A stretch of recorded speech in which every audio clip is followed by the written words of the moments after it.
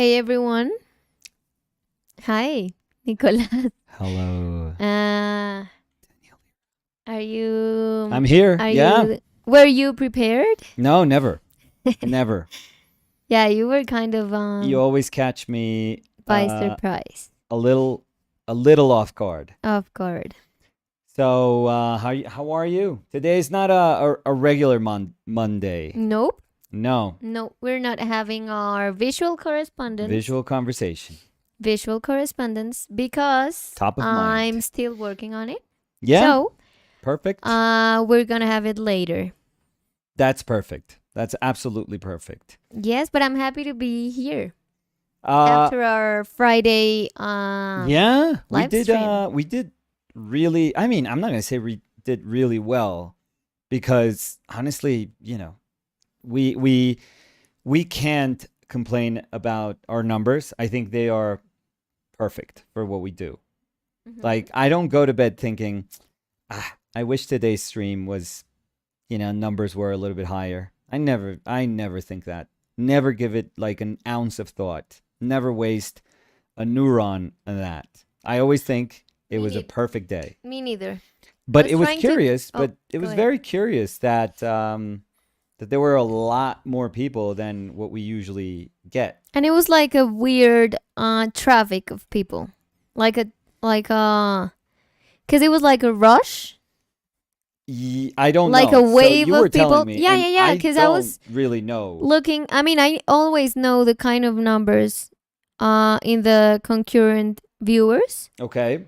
And I was just looking at it, and then I saw like a weird number, and I was like, what's going on?"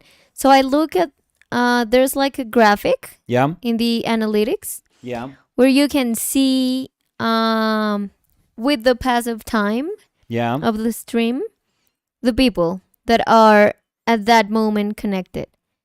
And it was like a line, like a normal line, and then just like skyrocket. Yeah. I have no idea why that happened. Yeah.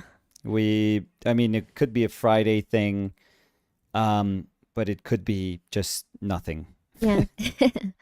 It was So- just curious. Yeah. I mean, Yeah. I don't think we should aim to replicate those things every day because we Nope. can't, mm-hmm.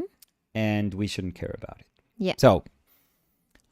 So Friday we had that stream that we don't usually do, and Mhm. today we're both on camera, and we're usually doing our visual correspondence, but Yes. we're not going to do that today. So we Yes. are going to do just a regular painting session. We're going to keep each other company, and we're going to do. Hopefully, we're going to provide the same for people working out there. Mhm. So I am going to paint today Oh. an incredible light heavyweight, Mm-hmm.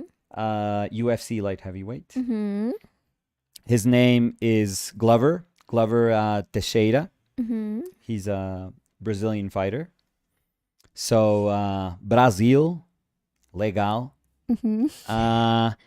And we didn't see it live. We couldn't see it live because we were meeting with some friends, Yes. unfortunately. But I wanted to Wait, watch it that. wasn't unfortunate to meet with some Oh, friends. no. Well, compared to this, maybe. I mean, I their know. company rates like a 7, and this would have been like a high 9. So, no. We love our friends. But we weren't in a place where they were showing this, unfortunately, again. So, Mm-hmm. yeah, I saw the fight. I didn't look up the fight, and I saw it the next morning. It was incredible. It was like two giants like duking it out. Colliding. Yeah, like two mountains. And it was absurdly unexpected Mm-hmm. because Glover the champion, first of all, he's 42. So crazy. Absolutely crazy. I mean, he had more stamina by the end of the fight than Giri Prohaska, who's a Czech fighter who's amazing. He's like a knockout fighter. I think in 29 fights, he has like 25 knockouts, which is incredible. So he's super powerful striker. But Glover is an amazing wrestler. just incredible wrestler. Mm-hmm. So the fight was absurd because he was winning the fight. He was winning the fight, like Glover was, Teixeira was, and all he had to do was like wait it out for the last 30 seconds of the last round. Mm-hmm. That's all he had to do. He would have won easily by decision, I feel. Mm-hmm. Well, I don't feel like everyone feels that. Mm-hmm. He was punching Giri. He was taking him to the ground. He almost like had submission on him so Okay. many times. Uh-huh. Oh my God, so many times. And Giri's not known as a wrestler. And he wrestled amazingly. Like his defense was incredible. Mm-hmm. But he got elbows to the face. He got like this nasty cut on his right ¿cómo se dice? Ceja? Eyebrow? On his right brow. Oh my God, super nasty cut. Oof.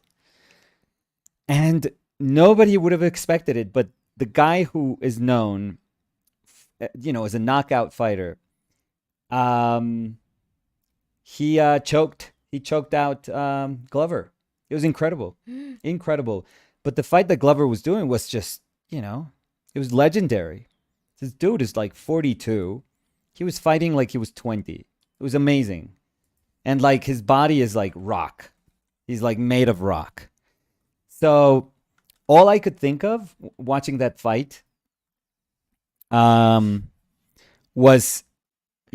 we've talked about this before, but was like that black painting, that Goya painting of the two guys just, duking it out with like a pair of sticks. Yes. They're just, hitting each other just because. They're killing each other just because. So very human, by the way. But all I could think of was just this epic fight that felt like these were the two last people on Earth just, fighting to see who would come up on top. Yes. It was amazing. It was absolutely amazing. So I don't want to draw /paint the victor today because GD won. He got the belt. Mm-hmm. And again, this is Can crazy. you say the victor? Victor? Yeah. The Oh. victor is somebody that wins. Yeah, no, it just sounds like a Like when you're direct victorious? Spanish translation. Yeah. So I'm not gonna draw Giri. Mm-hmm. Paint him. I'm not gonna paint Giri. Which is what I could do. I mean, he's a hell of a fighter. He's incredible. And by the way, light heavyweights, oh my God, these people are like enormous. Enormous. No way. For the weigh-in, he has to weigh like 92 kilograms, which is already like crazy. I'm sure he was weighing like 100 in that fight, like pure muscle too. It's crazy that he's like a light heavyweight. He's enormous. But I could have drawn. I don't know what I'm saying. Drawn. I could have painted him Yeah. or attempted to paint him, but there's something about Glover, about Teixeira that, and especially like the way I'm going to draw him. Paint him. Yeah. Is his. Yeah, I might as well draw him. Maybe this is life telling me that Maybe. I should just draw. But You should do it. I'm not ready though. I just have this. Well, I can bring you So- the colors if you want to. No, and I scribbled. Like if I were to draw, I can't scribble too much because all these lines are going to be kind of Yeah. like not final, but they're going to be there. Mm-hmm. So, I shouldn't have scribbled or do a 42.97. Mm-hmm. No. Let's paint. I'm going to enjoy the painting. So I could have painted him on his prime, like a younger version, I guess. But I think I absolutely adore him at 42 and having lost. Loved him. And the public is loving him. Everyone there was just like going nuts with him. It's one of the most amazing fights ever, really. It was incredible. It was absolutely incredible. I don't know if there are fans here, maybe. But it was pretty amazing. So I want to paint him. I'm going to pull out the old rusted Zorn palette. Mm-hmm. rusted old Zorn, our old friend Anderson, and we're gonna give this a shot. So it's gonna be a beautifully dignified, defeated Teixeira, and I think it's gonna look super cool. But yeah, so that's what we're gonna do. So Yes. I'm gonna read maybe a question, and I'm Yes, gonna please. go put an ice cube in my tea Oh, because it's so hot and I or can't. just water, a little bit of water, maybe. No, No, because okay. it's a matcha. Yeah. Oh, no. So- Okay. No, I have those weird ice Oh, the that plastic never ones. melt. Yeah, so I'm gonna put that. The ice that never melts. It looks like that's like the title of a horrible novel. Mhm.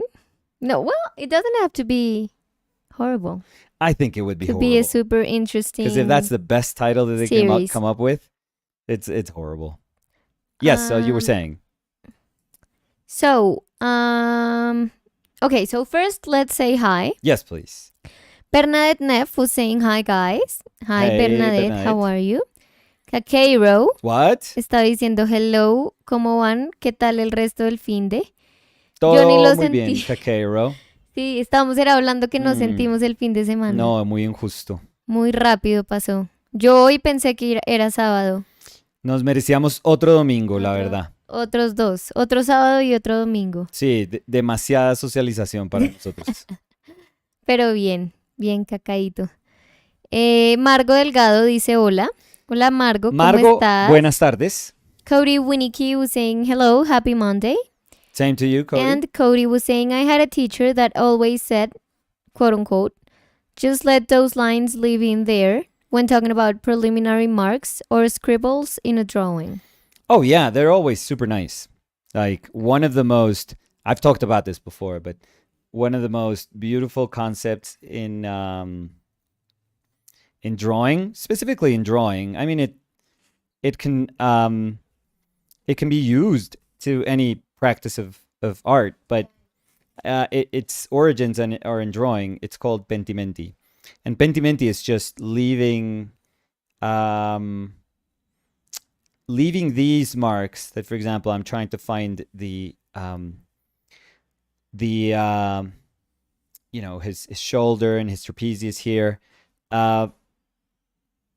In most drawings, you kind of don't want this. You want to exhibit a sense of certainty. So you would just commit to that last one. When you find the one that you're searching for, you commit to that one. But in a lot of drawings, especially like, Renaissance, high Renaissance, there's a ton of examples of this happening, which are absolutely beautiful. In mannerism, for example, there's a ton of paintings of Del Sarto that you can find the underdrawing being different. There's a ton of drawings of Pontormo that are just gorgeous. I'm going to ask Danny to find one of the. There's an example of this dude. It's kind of sitting. He's kind of like this, I feel. I don't remember the drawing that well, but he's kind of like this. That's his torso, and that's his chest, and he's trying to find the nipples, and he draws like a bunch of nipples, just trying to see. And I think his legs are spread, so his legs are spread, and I don't know how these come like that. I don't know. I forget how the rest of the drawing goes, but I always remember this little part there. Could you look for that drawing? For what? I'm sorry, I wasn't So here. it's a Pontormo drawing, Pontormo, Mhm. and it's kind of like that. So, And the head is like looking downish. I don't know, something like that. Maybe I'm off.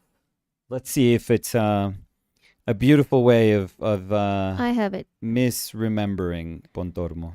Misremembering. Remembering. I love that word, misremembering, in art. So that I love, Pentimenti, which is this.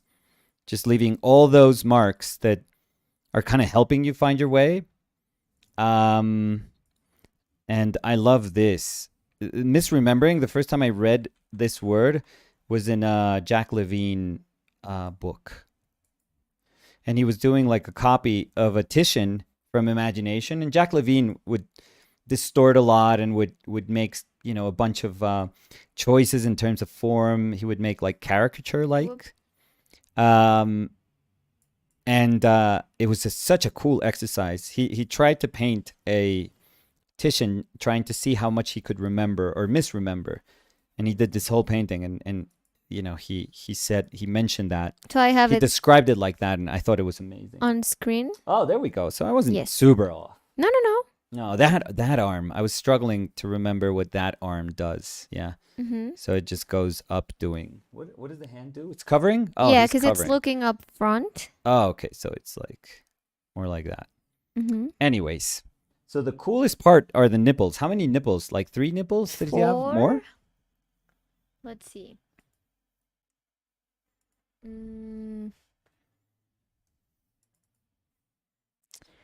No, 1, 2, 3, 4, 5, 6, 7. No way. Well, I see 7. Okay, well, I mean, I see like 4 super clearly. But then in the right side of the drawing, there's Yeah. 2 more, that's perfect. like to the side and to the top. That's such a perfect drawing. It's a wonderful, wonderful drawing. Like it's history of drawing right there in just a single little drawing. So anyways, so that's a perfect example of this, but there's tons of examples of Pentimenti. And there's examples of Pentimenti in like Japanese art, also in Japanese drawing. But what they would do is they would cut out like a little patch of rice paper and then glue it on top of the of all the marks that they didn't want to be definitive. So the cool thing is maybe at that time that trick would work, but with the passing of the years, the paper has become a little more translucent, or because of the glue, who knows. But now you can see the drawing and you can see a bunch of like cutouts and then all these lines underneath, and it looks so cool. Like it almost looks contemporary. It looks like something one could do, just because we want the drawing to look and feel that way nowadays. So Elena Faria was saying, maravilhoso. Pintura de você sempre grande prazer. Obrigada. That was terrible, but I was trying my best. Yeah. Because, we're painting an idol, Portuguese idol, Brazilian idol. Teixeira, he's amazing. Víctor Roca dice, hola, los agarré al principio, bien. ¿Qué tenemos, señora, hoy? Saludos. Señora, responda. Me hace el favor. ¿Será señora? Es que dice SRA, señora. Hoy. ¿O será que iba a escribir ¿qué tenemos para hoy? ¿Qué tenemos, señora, hoy? Señora, ¿qué tenemos para hoy? Hoy tenemos la... Mire, hoy le tengo pintura al óleo. ¿Cómo es que se llama esa carne? ¿Ropa qué? ¿Ropa vieja? Hoy le tengo una ropa vieja con una papita chorreada. Le tenemos una sopita de auyama. La verdad, todo suena delicioso. Y un dulce de Y jugo de papayuela. lulo. Un juguito de curúa. Y tu jugo de curúa, gracias, hasta luego. No, curúa no me disgusta. Guayaba. Guayaba, me pareció horroroso.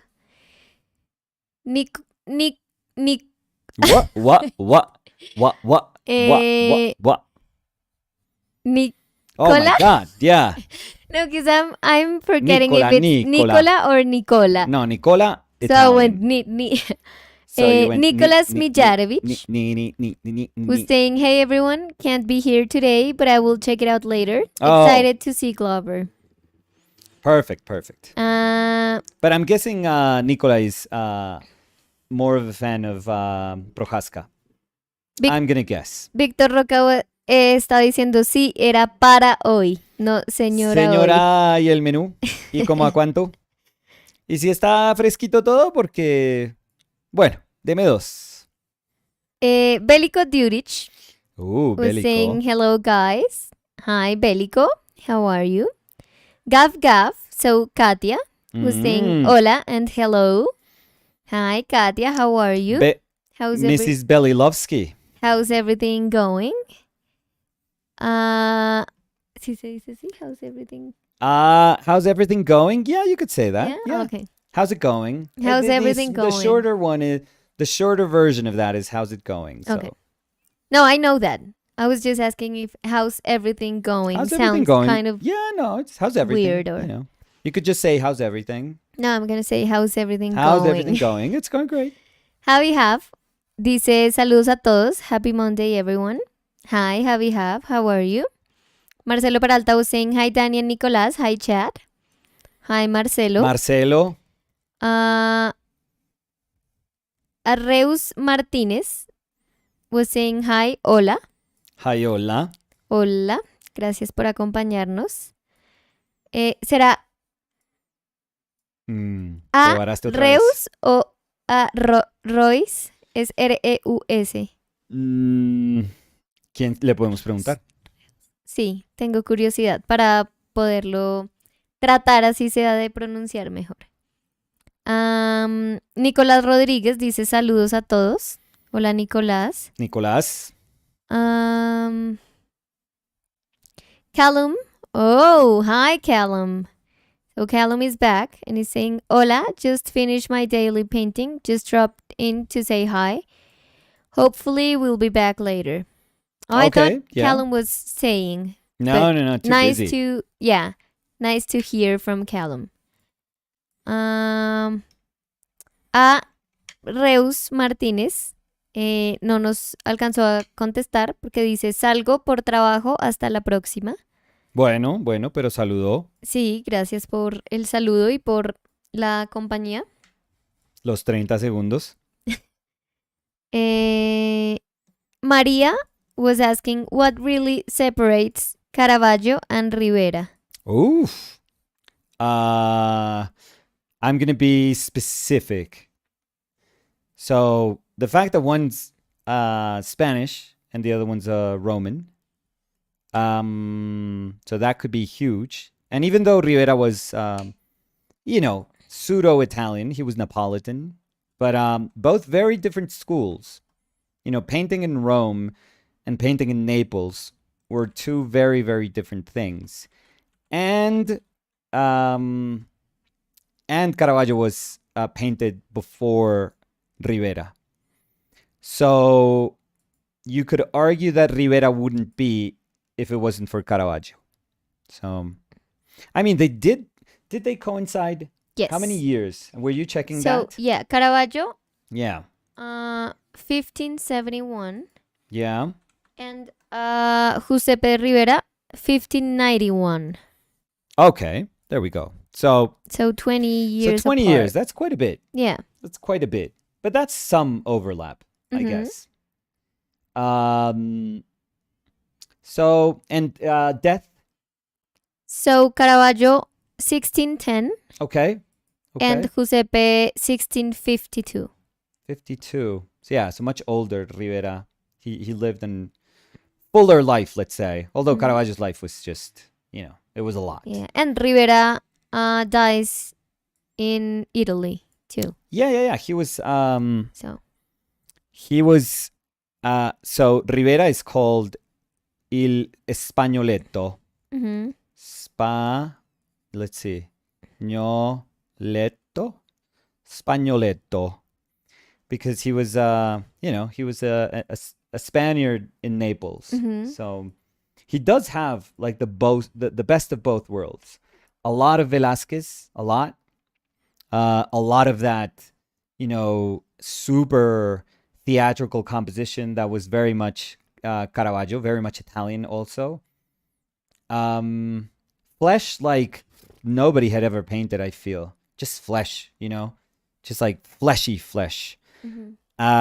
So yeah, they're very different when you really think about it. They're quite different painters.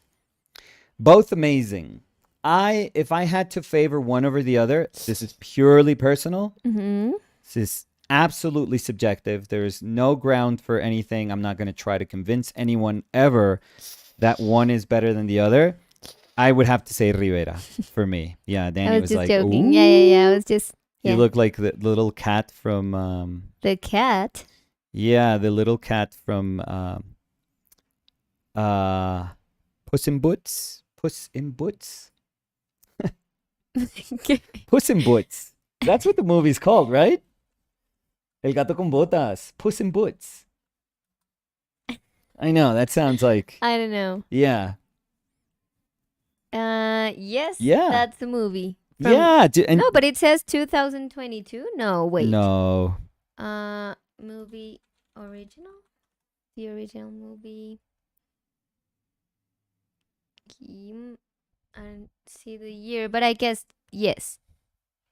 1961. No. That's what it says here. No, the Shrek one. The one that they did after Shrek. The animated one, the DreamWorks one. Oh yeah, Puss in Boots too. I've Yeah, never. Puss Oh in no, Boots. maybe I Gato saw con it. botas. Yeah, but I saw it in Spanish. So there's a cat. I think that's the funniest part of the whole movie. Oh, That yeah. When stuff he's happens like, and he goes like, ooh. Mhm. That's it. So I don't know why did we get here? I forget. What are we 'cause doing? I was doing. Oh yeah, right. Yeah, you thought it was gonna be super controversial who I picked. Yeah. No, it was just Super messing with you. controversial. So this is gonna be very Ribera. You know, it's cool that they're mentioning this. I think the portrait, I mean, let's temper our expectations. So I'm not gonna paint the Ribera because please. So let's stop it. But just the light and the angle, just the beat up features, it's gonna be very, very Ribera. So this is a scribble. We're gonna very quickly go over the drawing because we don't really need to respect that drawing that much. And we're gonna try to paint Teixeira just fearlessly. Let's say. So let's see how we do. So and again, once again, Zorn palette. So titanium white, yellow ochre.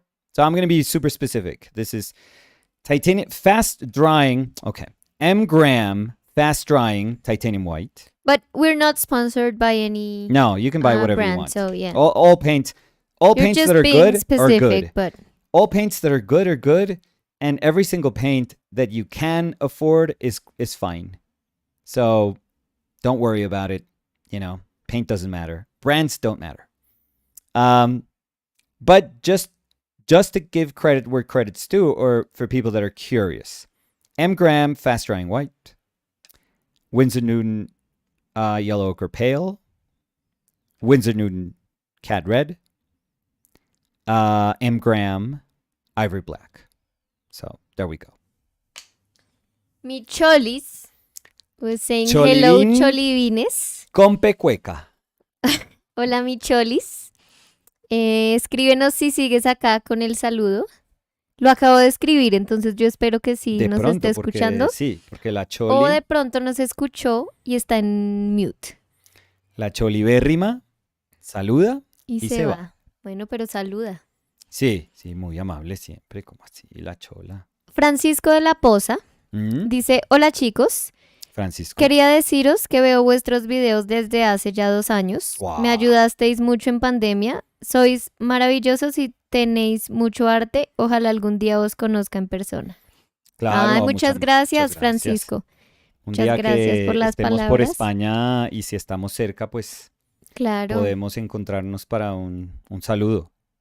Sí, y muy chévere también saber eso, porque yo creo que para nosotros, o sea, nosotros sabemos mucho de las personas que siempre están activas comentando, Sí, pero hay muchas otras personas que de pronto conocen nuestro proyecto desde hace muchísimo tiempo sí. y por lo menos a mí, pero yo sé que a Nicolás también, nos alegra mucho conocerlos, como saber de ustedes y saber que conocen nuestro proyecto desde hace ya bastante. Además, Dale. iba a decir que, por ejemplo, si fueran como yo, pues yo Sería de las personas que puedo estar durante 3 años mirando algo y nunca Lo comento de nada. como Sí, lurking, lo que decíamos, como sí, que sí, uno, sí. yo Yo, también sería esa persona que mira. Bueno, sí, mentira, sí, sí, sí, yo sería como por el ojo de 100%, una cerradura, sí, sí, que miro, me río de los chistes. sí, Cuando veo que alguien que siempre comenta, comenta, sería como, ay, hola, Cacaíto. Se sí. Y yo conectó sentiría Cacaíto como, y yo sentiría que Cacaíto y yo somos amigos, pero sí, sí, esa cacao. sí, the cacao. Um, Cody Winnicky was saying, I already see a dog wearing a cowboy hat in the palette. Oh, Jesus Christ, that was early. A dog wearing a cowboy hat? So, Cody, can you send me? Oh my God. Oh no, Cody said, "Oh, its It's face gone? just got smudged." Okay, so, So yeah, long live there the was a cowboy dog. dog. Exactly. Collie Bean. What? ¿Te gustó? No, what? Choli? Oh, wow, that was, Yeah, that was a long one. yeah, Um, far out. Francisco de la Poza dice, os invito a un café por Andalucía, jaja. Ah, qué bueno. Tiene Muchas que hablar gracias. despacio, Francisco, Sí, ¿por qué? ¿Por el acento? porque es andaluz, sí. Sofía Centurión was saying, hi, I just was watching an older live. Oh, thank you for revisiting our old videos and happy to have you in this live session. Better Days 2003 was Okay. saying, hi everyone. Hi, Better Days 2003. 3? Or 2000 trees. 3. Yeah, that's it. That would make the days better. 2000. 2000 trees for sure. I wonder if they were born 2003, or maybe they remember 2003 fondly. As an amazing year. Yeah, Yeah, I want it's to like, know oh. if it's possible. I want to know why the username. Yeah. What would be your year? And you can't say right now because, that's sappy. So Better Days something for me? Yeah, if you had to pick a year in your life. Just one? Yeah. And don't make it sappy because, okay, let's say it. I'm going to say My since year would 2000, be 6 years ago when I met you. I so- would say Better Days since 2016. Okay, so yeah. So we love each other a lot. Yeah. Now let's play the game. Now let's play. If Well, you had but to you're look laughing, back, but that's I know. my- Let's say that's our top answer. No, that is my answer. Oh, stop it. Jesus Christ. I'm not joking. Oh, okay. You don't want Or to play. I would say Better Days since December 2022 because it's when we're going to have our dog. Okay, that's in the So future. no pressure at all. No, but- but the better days can't be in the future. You never know what's going to happen in the future. I have no idea. Better Days. What year do you remember? Like, what age were you that you remember? Like, I'll tell you, probably one of my best years. I must have been around. I'm gonna say probably 8 or 9 years old. So I'm gonna say Yeah, just 85, some years 86. I like 86. So I'm gonna say 1986 ago. would have been for me. That The year thing is you were that- Stardust, so you Yeah. don't have notions of that year. But for me, I just loved being a kid.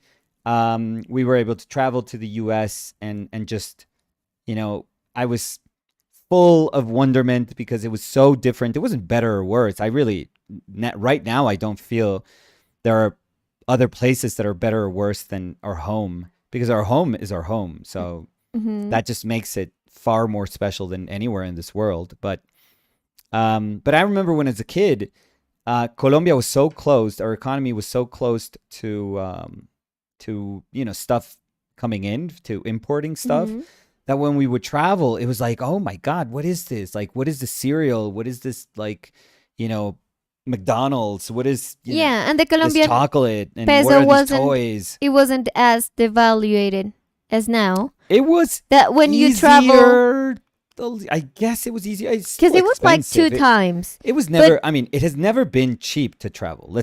Yes, We but I should mean, say that. before it was 2 times. Let's say Now it's like 4 times. right, which is like crazy because when you do the mathematics of it conversion. all Yeah. in your head, it's like I'm buying a soda for, I don't know what I would pay.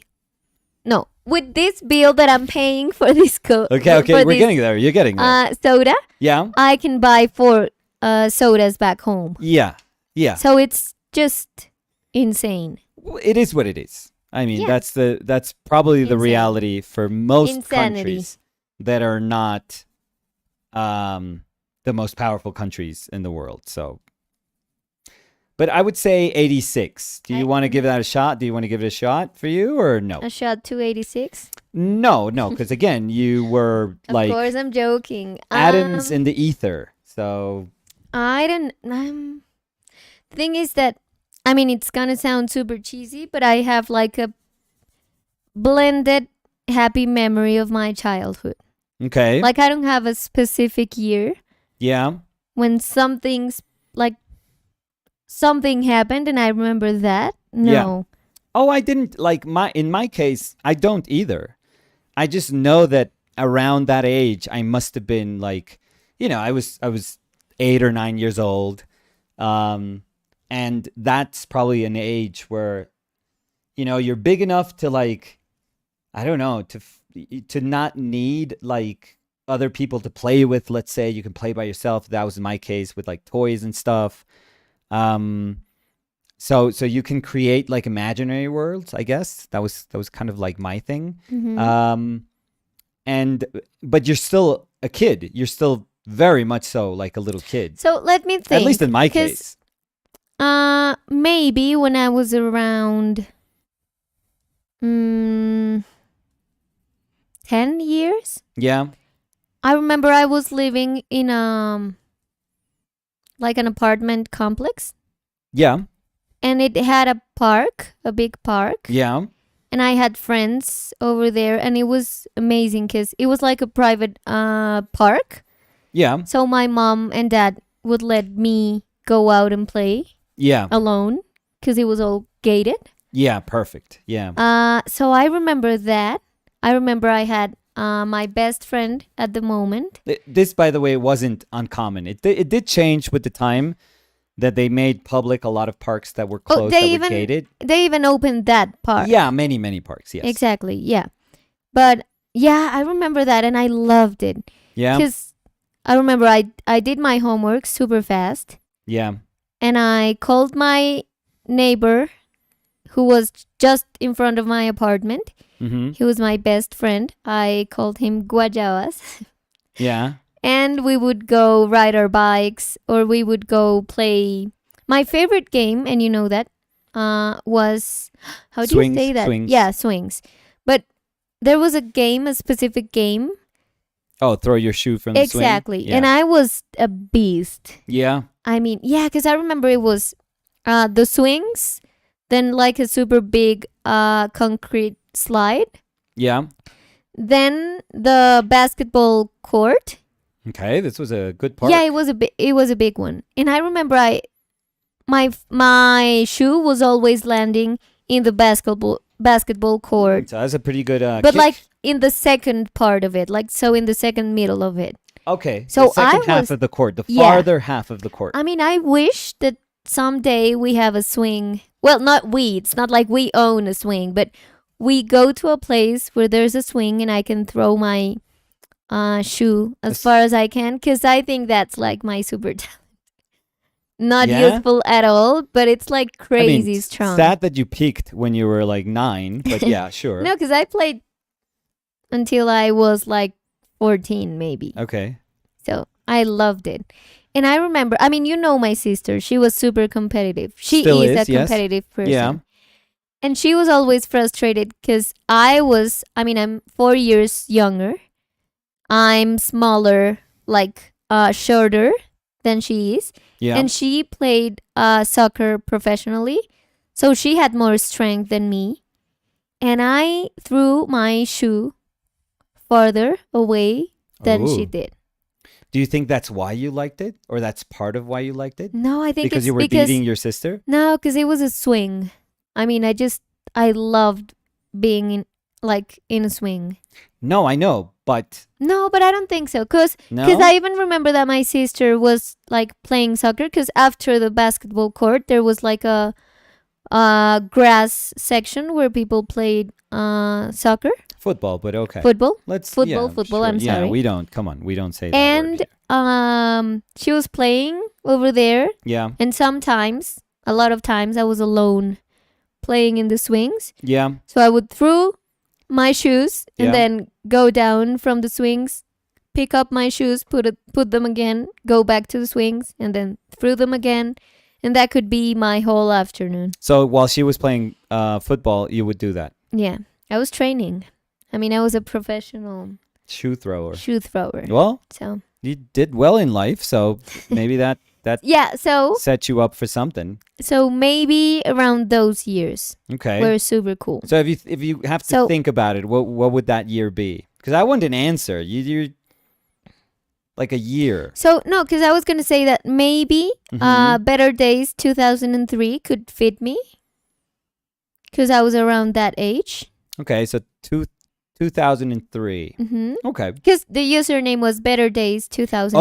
Oh, I'm sorry. So I that was would gonna be say yours too? 2003. I'm sorry, it always sounds like so maybe three. you two have a lot in common. And maybe they're Maybe like, they yeah, like swings. Maybe they I also did the yeah, maybe they were a swing. yeah.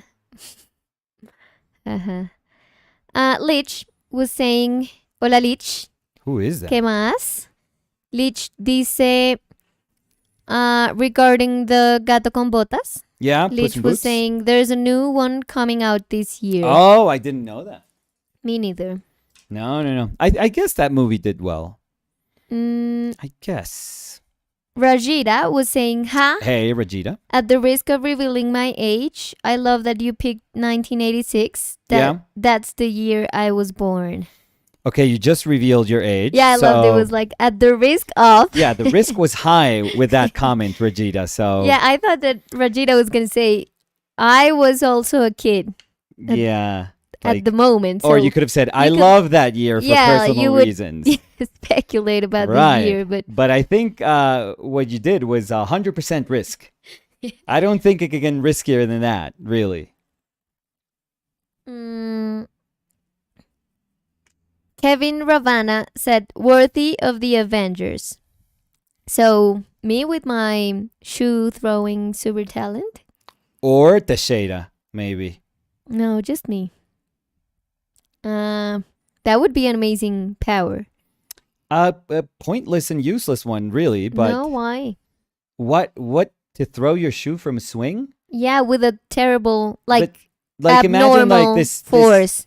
this No, what were because I they would have an called? imaginary swing. Tatari invasion? I would have an imaginary swing. And like or I would have, Thor no. is calling upon thunder. No, no, Iron no. Man is flying around. I would have a Hulk pon- is no, jumping from building to building. and I'm And having you're fun. like running, looking for a swing. No, So I that was you can gonna- throw no. a shoe. I was gonna say my hair. I would have a long ponytail, Okay. and my hair would become like a stick to the ground, super sturdy, and it would swing me, and I Okay, would you're- throw you're- my this shoes. is very elaborate now. So I would be a very cool superhero, a very cool one to make into a toy too.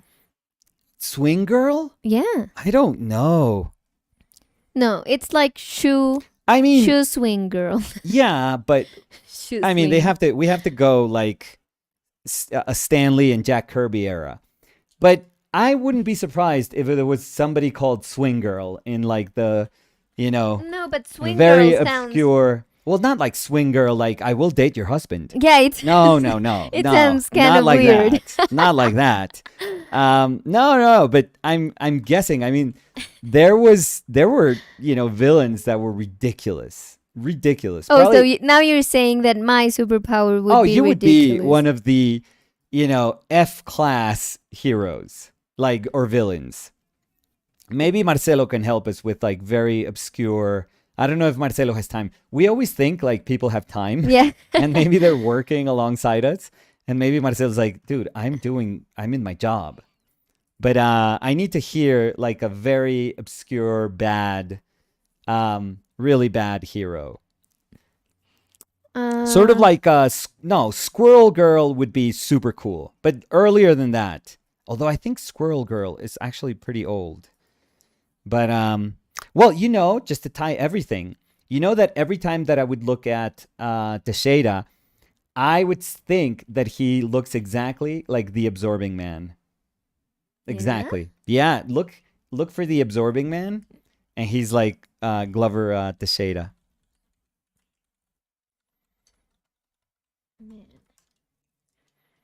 The Absorbing Man. When did I ever? I think I saw him first. When did I see him against Spider-Man? When I was little, in a comic book, maybe. Yeah, Or he does. against, He looks similar. Oh, but that's new one. No. Vintage. Yeah, like that one. No, I was looking. Yeah, vintage Absorbing Man, which I obviously loved because I loved people that were like elemental, that they could turn into other stuff. Oh, I adored those people. So I could be the one that turns into a swing. A puddle. Yeah. No, but if you turn into a swing, you would need the other person that comes and sits 'cause on I top could of you. Duplicate. I would split. What So is my your- right No, side, it's like- side of my body. That's like a would be a 1,000 power swing. girl. Yeah. No, split. Girl with Split, powers swing that she split. comes up with as she Swing speaks. split. Swing split, girl. Swing split. What is that? It's like, Swing split shoe, I girl. will date your husband and I can do the splits. Yeah. And I wear shoes. Yeah, that's Well, I never do that. the only shoes. The only thing I wear. so- No, that's terrible. You're getting Um, heroes have to be simple. Like you can't be so complicated. Kevin That's crazy. Ravana was saying she'd obviously use a nanomachine deployable swing set. Okay, please, yeah, Tony Nicolas, Stark help with that. Yeah. Please.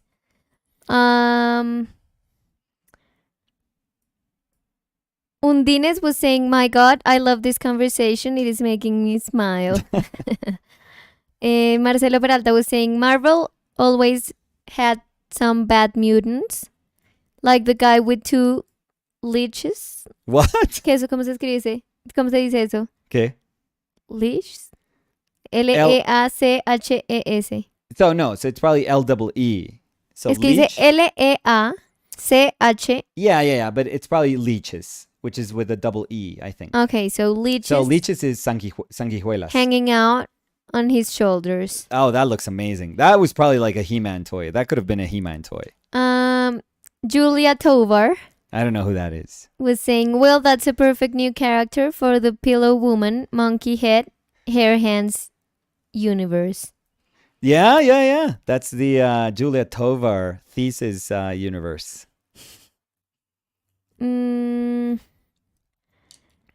Marcelo Peralta was saying there was a huge underground maze under Javier's mansion. ¿Cómo se dice? Oh, Xavier. Yeah, Xavier's. Professor X. Yeah. I'm sorry. It says Javier. Okay, instead. yeah. I I mean, think he's going. Yeah, don't worry. Xavier's the X-Men mansion Yeah, the X-Men mansion. that stretches to the near city where all the mutants with deformities or just funky powers lived, What? called the Morlocks. What? Oh, I didn't know this. I was never. I mean, I read X-Men, but I was never like a super big fan of the X-Men. So Belts was saying, "I kind of like the idea of a hero carrying around a huge swing set just to be able to to flying shoes of them as an attack. I like it too." Julia Tovar was saying, "No, not my thesis universe, haha. All of the visual correspondence paintings. The woman because with I the heard. pillows Oh, in because her I bag. thought pillow. Oh, me too. Okay. Well, but I would say to Julia that her characters could be part of our thesis, or our thesis could be part of her. What's our thesis? Our correspondence could be part of her universe. I feel they're companions. Marcelo Peralta was saying, "At one time, Storm became their leader. Okay. These were the mutants that were bullied even by other mutants." Wow, that's not right. But I don't get it, Marcelo, because I would be amazing, an amazing mutant. Well, that's what I you wouldn't would think. be part Yeah, that's of the Morlocks. yeah, but that's what you would think. They would say, I wish I was No, I swing think shoe split think- girl. the Morlocks would bully Swing Girl. Swing shoe ponytail girl. No, that's way too much. I mean, she even has a toy. They even make toys. of apparently her. a very complex toy. A very cool toy. It was a repurposed Barbie swing set.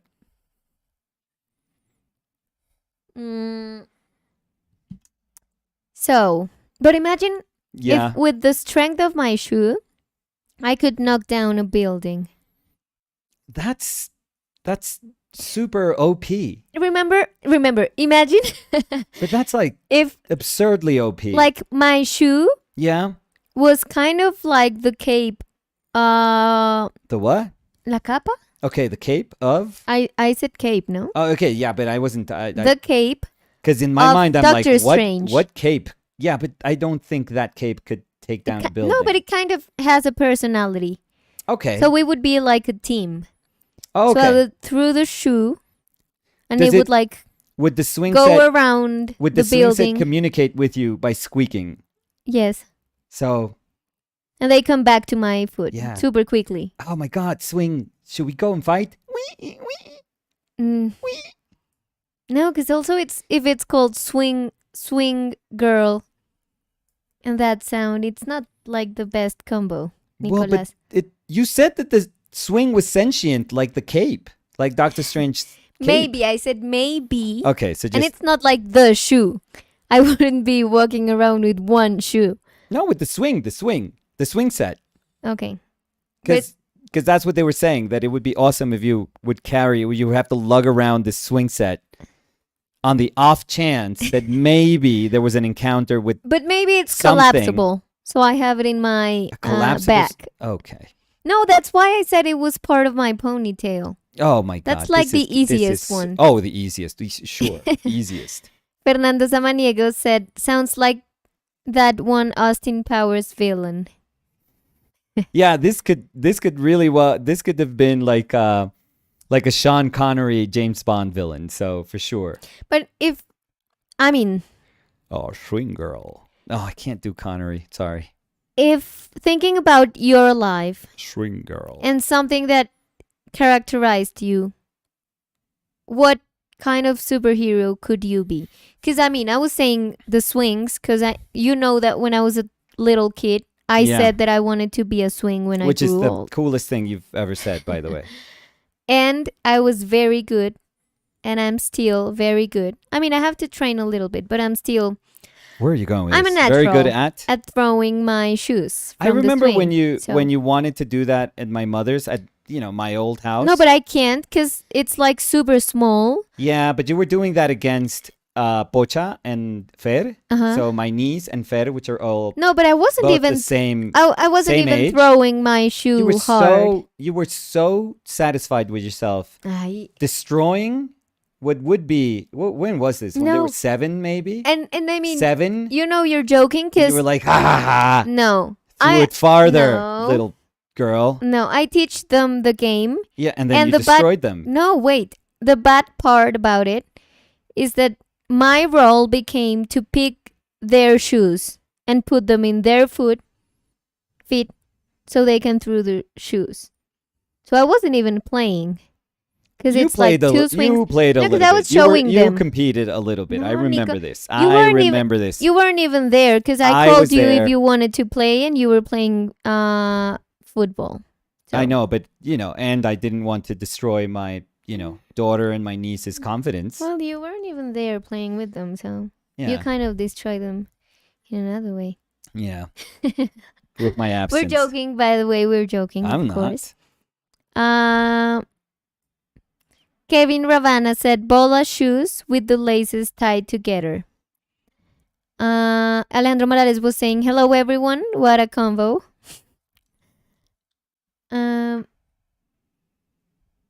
Let's see.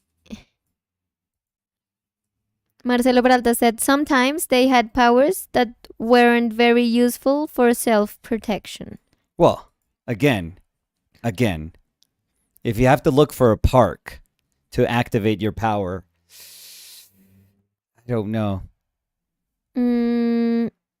¿Cómo se pronuncia? Danny, Z-E... they're robbing a park. They're robbing a bank. Is it near a park? No, If because I've not- already told you that I If would... not, my I hair can't would help be you. my swing. So, ¿cómo se dice? Zeitgeist? The zeitgeist, yeah. Zeitgeist Yeah. has a nice acidic vomit that can burn through just about anything. Worst power ever. No, but acidic vomit, I think that there's been a ton of characters with that vomit. Yeah, I mean, and they could I mean, open a safe what? safe box, una caja fuerte. Oh, okay. Yeah. So, I mean, if a villain had that power, it wouldn't be bad. Yeah. Escape routes, they could just, puke through the street. But we're thinking that they can puke whenever they want. Maybe they're not it's as like, lame as Swing Girl. We need something. I mean, we need you to melt Yeah, this wall. Puke boy. And they have to Puke. eat like Yeah, I can't. onion, I'm raw just not onion. feeling it. I'm just not feeling it. I'm Yeah. sorry, but it's not a good moment for me. Alejandro Morales was saying, what are we talking about? So we were talking about, so everything started because there's a username called Better Days 2003. So we were thinking about what would be our best year. And then we were talking about how I'm very good at throwing my shoes from a swing. That's And then seamless, by the way. uh, Seamless. we were transition talking to about that as a superpower, like a superhero that. with that amazing talent. No, not really. So, yes, we're talking about that. Marcelo Peralta said, remember Todd from the first X-Men movie? He had a toad tongue. Yeah. And But toad he's skin. like, yeah. I know him. He's pretty legendary. Because he became. Doesn't Toad become? He becomes evil. I think he becomes part of. What are they called? Of Sinister's. What are they called? I forget now. They're not the Horsemen. Are they the Horsemen, part of the Horse? I forget. Fernando Samaniego was saying that's probably worse than Aquaman. Oh, yeah. Although Aquaman, I mean, he gets a bad rap. I never liked him when I was growing up. I mean, I know it became like a thing not to, to just make fun of how lame he is, but I never liked him. Never. Even when he had the cartoon back in the whatever it was, 70s, early 80s, whatever. I never. Even if I was like, yeah, cartoon, but I just didn't like him. Yeah. But when you think about it, it's not a lame power. Like if you can control the animals of the sea, Yeah. that's pretty good. Yeah. That's pretty good. But I think it's funny, for example, in The Boys. Oh, in The remember Boys, series? that episode is probably one of the best episodes Yes. of The Boys. Because they're... Yeah, bullying- let's not spoil. Okay. Yeah, but that episode has to be when I laughed like the hardest. Yeah. We That have to was- see the... Yeah. But we're doing Better Call Saul, and then we'll Yes. do... No spoilers. We're Yeah. in chapter 2. Yeah, What? Episode 2. We'll binge... Chapter 2. We'll binge The Boys after that. Marcelo Peralta was saying, Danny ever watched Eddie Murphy's stand-up called Delirious? He talks about his mom throwing high heels like boomerangs. So good. No, I have to. That sounds like... Your mom? No. Like a superhero that would be That would from be my like tribe. like an Aussie mother. Javi Hav was asking, does the acidic vomit finally melt the quote-unquote ice that never melts? Ooh. Javi is always super on point with Yeah. retaining parts of the conversation. Very poetic too. Yeah. Because he writes stuff down. That's the thing. He's always searching for ideas. Fernando Samaniego was asking, were you thinking of the brotherhood Yes. of mutants? Yeah. Yes. Yeah. Yes. I don't know. I mean, you're asking the wrong person. If you're Yeah. asking me. No. I think that's who they are. Yeah. That Mystique is part of that. And who else was part of that? Blob? Was Blob part of? I would have been the Blob, by the way. Because you were asking, like, who would I've been? No, but it's like thinking I about ate. your life and the things know. you've done. Eat. Nah, You know. Nicolas. Well, you're asking. I'm You would answering. Be like the I would have been the Blob. the painter. No. I would have been the Blob. I would have been, okay with being the Blob, I feel. Who would you be? What would be your super talent? Well, I'm answering. You don't like my answer. I didn't say anything about the swing, by the way. I mean, I think it's super lame. Well. I mean, I said a lot. Yeah. But You didn't say a thing? no. I mean, I'm sorry. I have respected 1 hour 50 seconds I respected from your the lame live power. stream, and I think 1 hour it's you talking Crap about your swing. Yeah. Maybe. Yeah. So But I didn't say that you couldn't be swing girl. I said that you no, were but I gonna don't be like super swing lame. girl as a name.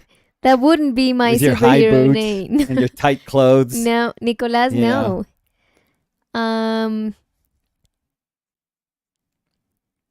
Catherine was saying, hello guys, I love the interaction between the two of you. Thank you, Catherine. This is like our Yeah. Every day, every stable day relationship. to day. No, Every stable relationship is at risk with swing girl.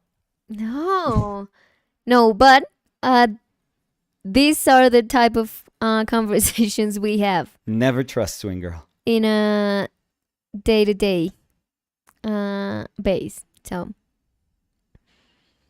no, and I would never be swing girl. Nicolas. What? You're betraying your superpower? No, You're calling. No, the name of it. I mean, You're calling. I love the park swings, but I wouldn't be a swinger because I really Mhm. believe in monogamous relationships. So, yes. It's a tragic life for swing girl. Um, She was giving a superpower that she can't use. no, look, Alejandro Morales said swinger. What? No. So the swing from the park. That's why I'm saying Danny, explain yourself. swinger. No. Jesus. No, never. I mean, it's fine with everyone that wants that in their life, but I would never, because I really, Is this your way of telling me that we're in Love. an open relationship? ay, Nicolas, I really love being in a monogamous relationship, and I wouldn't betray that. So, Cody Winnicky was saying your name could be Pendulum. That's way cooler Oh. for a swing-related That's not superpower. I like bad. that. Not bad. I like that. I mean, she would still be super lame, but with a cool Mm. name. Shundulum. 'Cause Oh, it's a- why did you change it? or- Pendulum was already like, Pendulum, Yeah, we but need I you. would. Okay, yeah. But I would want to add something with the shoe. Swing party. Swing party? That's what you would, scream No, when Nicolas. you had to activate your power. You are having a terrible sense of humor. But I like pendulum. Marcelo Peralta was saying before that Swing Girl needs a better name. At least go with the champ. Yeah, you would be a Um, DJ on your alter ego would be a DJ. no. Yeah. Javi Hab was saying Pendulum and the Chancla Chronicles. That's a good one. Sara S was saying ciao, saludos. How are you guys? On a side note, LOL. So I was painting with Sean, and his palette has a very structured system. And he looked at my palette and said, no little puddles. And and Oh, all I could think of was, this is what Nico is doing. So are you painting with him right now in Rome? I hope this conversation is not out loud. Oh, Sean it is. would be Oh, we are totally super fine. embarrassing. No, we are We're gonna fine. be there, and there would be so No. We're totally. Sean has seen me. 20-year-old. Sean has watched me paint. So, and he knows how messy I am. So yeah, if you want a structured painter, you are doing really well with him. Who was this that was talking? Sarah. Oh, okay, Sarah. No, so okay. Oh yeah. So you threw me off with Sarah. Well, it has an H, Yeah. so I said Sarah. No, you could answer in Spanish if you want. Sara. Yeah. Julia Tovar was saying we need to write a letter to the Olympics, make this a game, and get a gold medal for Colombia, courtesy of Danny. I mean, I think I would be a very good one. Yeah. I don't know if I would be the best Well, you're talking in the world. You know, you're talking like you are. But so. at least I could be a teacher of that Oh, sport. well. So if you know. that was a sport, Okay. that would be a sport I would pursue. Okay. That's a, Sure. Kevin Ravana was saying bola shoes with the laces tied together. So let's see. So I'm gonna go back to some comments. Please. Wait, because Alejandro Morales was saying, Danny, you would be competing against Paul Pogba. So, I think it would be like it is in boxing, that Wait. it's in weight. Okay. Yeah, because if it's not because of that, I would lose 100%. So, or maybe. Mm-hmm. Because Shoe size? Because I've never thrown my shoes against Pogba. Maybe he's like my sister, and he just is good. Good at playing football, bad at throwing exactly, a shoe. Exactly. Or not bad, but not as good as I am. So. Sure. Alejandro Morales said you could also make a baby between shoe throwing and tejo. Ooh. That's pretty good, actually. How would be the name of that sport? How would it be? Bejo sería lo más fácil. Bebejo. No, pero no porque no se tira un bebé, porque se va a llamar bejo. Es entre tejo y zapato. No. Bejo, no. Yo preocupada Bejo. porque yo hablo. Bueno, Alejandro dice zapatejo.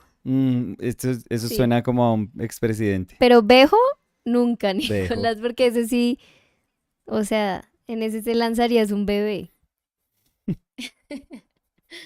Ya me estoy imaginando el deporte. Sí. Bueno, Laurita, quieta, Quieta. que necesitamos te hacer agarras mecha. duro las rodillas. Quieta, que necesitamos hacer mecha, Laurita. Quieta. Dejes de chupar el dedo. Cody Winnicky was saying, with Danny on a robotic swing, launching sandals into Green Goblin's face. I don't know why sandals, but Yeah, they're thinking of you very, yeah, from the tropics. very warm weather. Yeah. I was always throwing my Or maybe you're versatile. sneakers. Like you have, depending you- on where you're going, if you had a cocktail party, high heels. Yeah. Well, I wouldn't have to scream like that, but yes. Well, let's make But- something. No, but out if of you your think about character. it, sandals would be easier to throw. I mean, if I was wearing knee-high boots, Ooh, that's a. I wouldn't be able to throw it. Well, you're a superhero. You're supposed to do stuff that nobody can do. Yes. It's not like you threw a sandal and people walking by would say, "I could do that. I could probably do that better." If you threw like a, knee-high boot, it's like, damn, swing girl, wow. Mm, so Sarah was saying yes, but not right now. LOL. See, I dropped by to say hi and confess my palette wows. So, Sarah. And Sarah was also saying sandals have like a boomerang quality. But if it's like the sandals that have Una chancleta. no, like the Havaianas, I don't know how to call them. The ones that have something in between the thumb and the other fingers. Toe. Toe? Yeah. Isn't it the No, thumb is just your hand. okay, your toe? Or maybe Swing Girl has hands. thumbs for toes. No. Maybe she has mean No. grip. Oh, I love this already. No, but You you're have like changing my. You have like 2 pairs of hands. No. 2 pairs. Right. So No, instead of 'cause- feet, you have hands. Nope. You That could can grip be stuff. you. You could grip stuff with your feet. No, I can do that. That's now you're getting a little bit cooler. No. A No, little but I bit was going to cooler. say that if it's that type of sandal, it would hurt terrible. If it comes back as a boomerang, I would have like a super lasered skin problem there. They could do a whole run like in the comic books, to reveal your power, and then they just maybe you have like a super traumatic memory that you were in the locker room changing, and the girls in your school saw your feet, and they started, or the girls at the mansion, they saw your feet, and it started making fun of you. Like Rogue started making fun of you. And you were like, oh no. And you wiped your tears with your feet. And you had to go into the catacombs. You're just to, changing. No. I'm mixing everything. So you had to go into the what was it called that Marcelo said?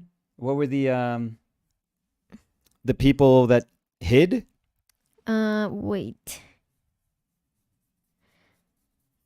The lame. No.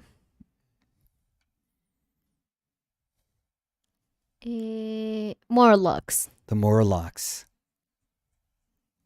And that's how you became part of them. Let's see. Joe Pyra.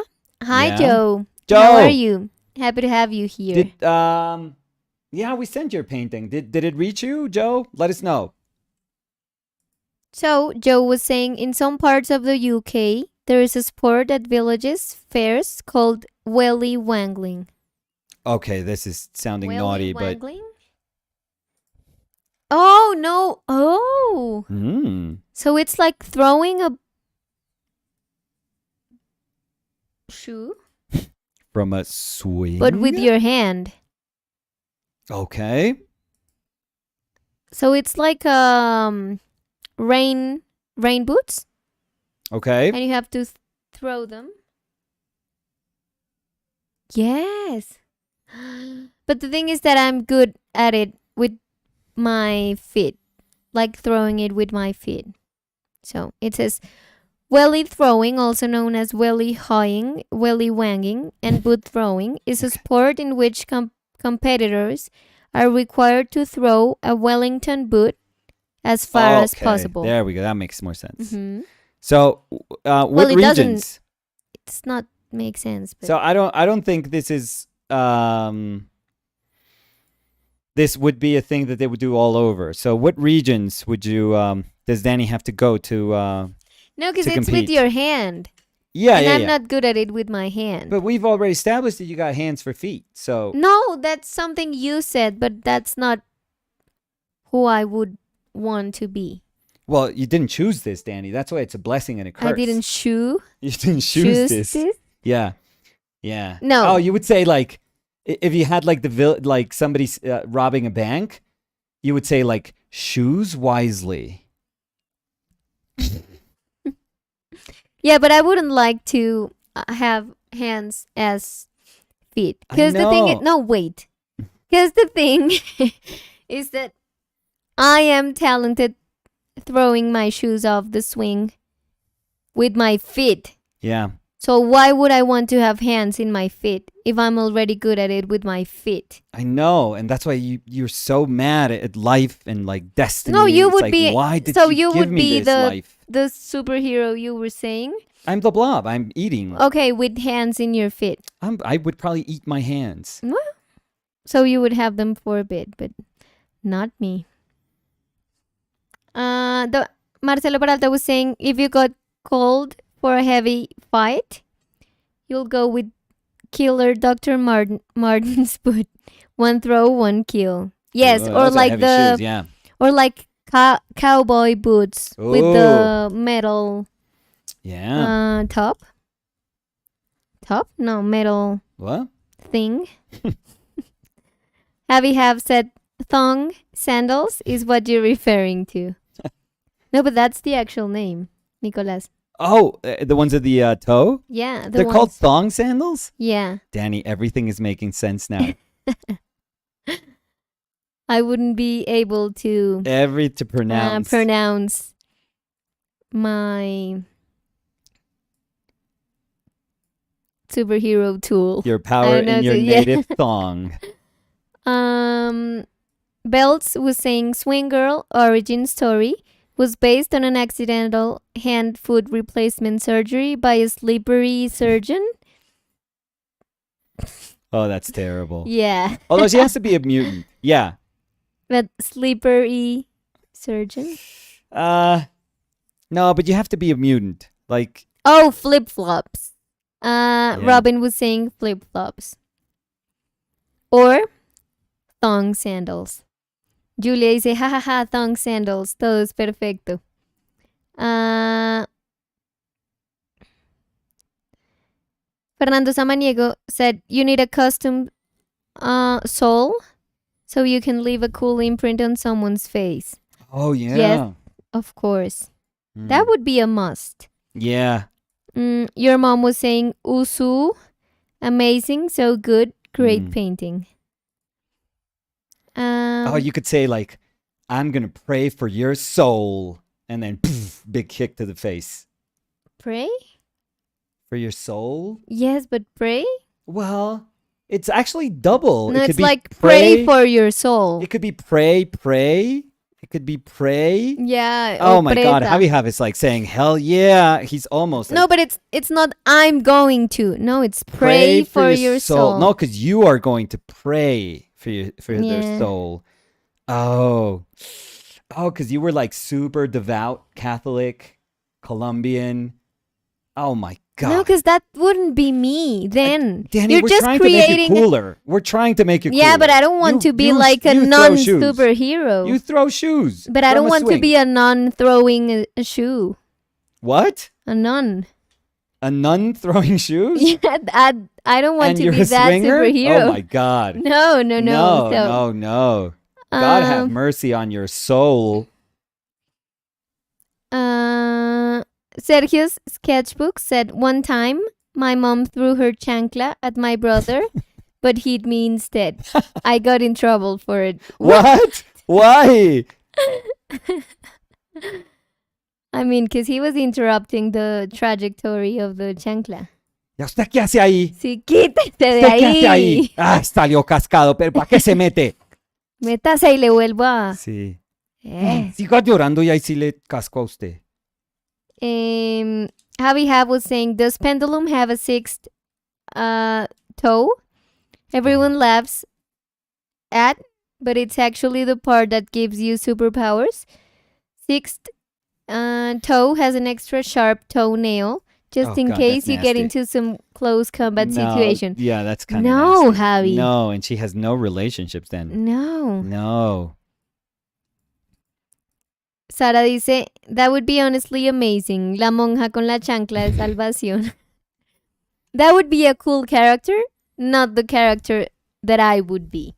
Let's say that. And Catherine Kenny was saying, a swinging, non-throwing shoes. LOL. Ryan Webb said, nunchuck. That's pretty good. That's pretty good. Marcelo Peralta was saying, I was picturing a sad Daredevil-style origin story. Okay. You were a child working in a illegal shoe factory. Oh wow! And one you went day, a deep. giant pile of shoes made with toxic materials fell over you, and bam, powers. Oh, Mm. Or oh. I I mean, bought. I have to be honest here. Nunchuck, we're getting somewhere here. Yeah. We are getting somewhere. Yeah, but what would be the story of? Nunchuck? Yeah. Like why? Like Maybe the nun was super. Like she was always bored in the convent. as you are with like Jesus and stuff. Yeah. Nicolas. Well, that's And nunchuck. she was We're talking swinging about nunchuck. in the only swing Mm-hmm. in their nun park, Mm-hmm. Well, and she you know what? started realizing that she had a crazy amount of strength when she swing, like something. It was like a spark. She felt like a spark, like electric spark. She was in ecstasies. Yes. Ecstasy. And once yeah. she was at night. Okay, I mean, she this is couldn't super sleep. lame, She but couldn't okay. sleep. You So she went You out. could get the sort of elevator pitch, and somebody else has to write it, Danny. But okay, go ahead. She went to swing Okay. because she was like devastated, and she was like, Why is she devastated? God, pray for my soul. And Mm, she's like soul. swinging super hard, Swinging super and her hard. and her chancla Uh-huh. just like goes out of her feet Danny, you're killing this. and knocks another nun. Okay, she killed a nun. No, knocks. Oh, come on. You got to make Or someone. Or a building. a building? I don't know. Help me out. I mean, I'm Yeah, trying because you're to. dying there. Like, for a second, we had something that was cool. And it's been slowly dying. So you give For it a the chance. love of God. You give it a chance. I mean, because you're no, very no, good no. at I'm criticizing. noticing. I am so noticing that. be good at constructing, Nicolas. I'm noticing. So. I'm always. But I'm noticing that as a collective, we're doing a good job. We're doing a very good job. I just don't know. I don't know if there's been any superhero nuns. I know that. Marcelo Peralta said, non-Chuck Taylors. Yeah, there we go. Oh, it's so good. That's- it's writing itself. Marcelo, has there ever been like a religious, like super religious, superhero? But you know why? I don't know if Archangel is religious. Maybe no. I know that. But you know Nightcrawler- why Chuck Taylors, Nicolas? Yeah, the shoes. Okay. Nightcrawler, I know, is like super religious, but I don't know if any other Night? or any other religions actually. Non-Chuck Norris, said Alejandro Morales. Darko AB was saying, hi guys. Hi Darko, how are you? Julia Tovar was saying, I'll swing by later. Oh, so good. Let's see.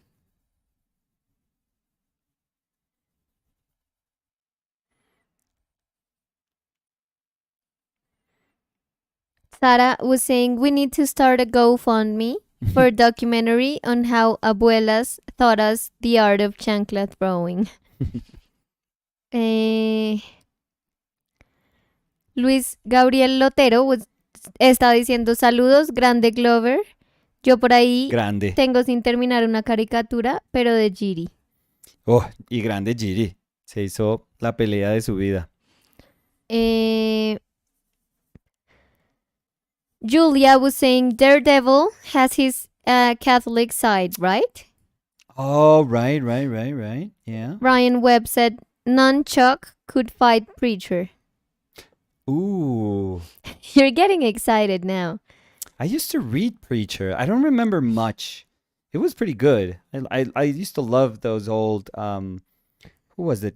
Glenn Fabry covers, maybe?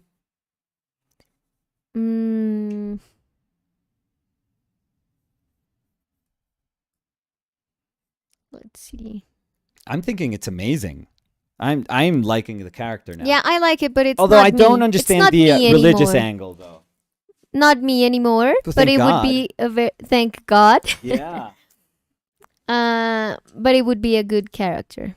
So, Marcelo Peralta said, don't remember any religious superhero, But Storm was an African goddess when Professor X recruited her.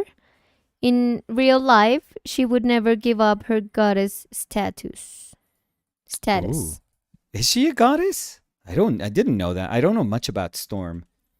I know there's like a classic sideshow just came out with well, not just came out, but there's a classic Storm statue.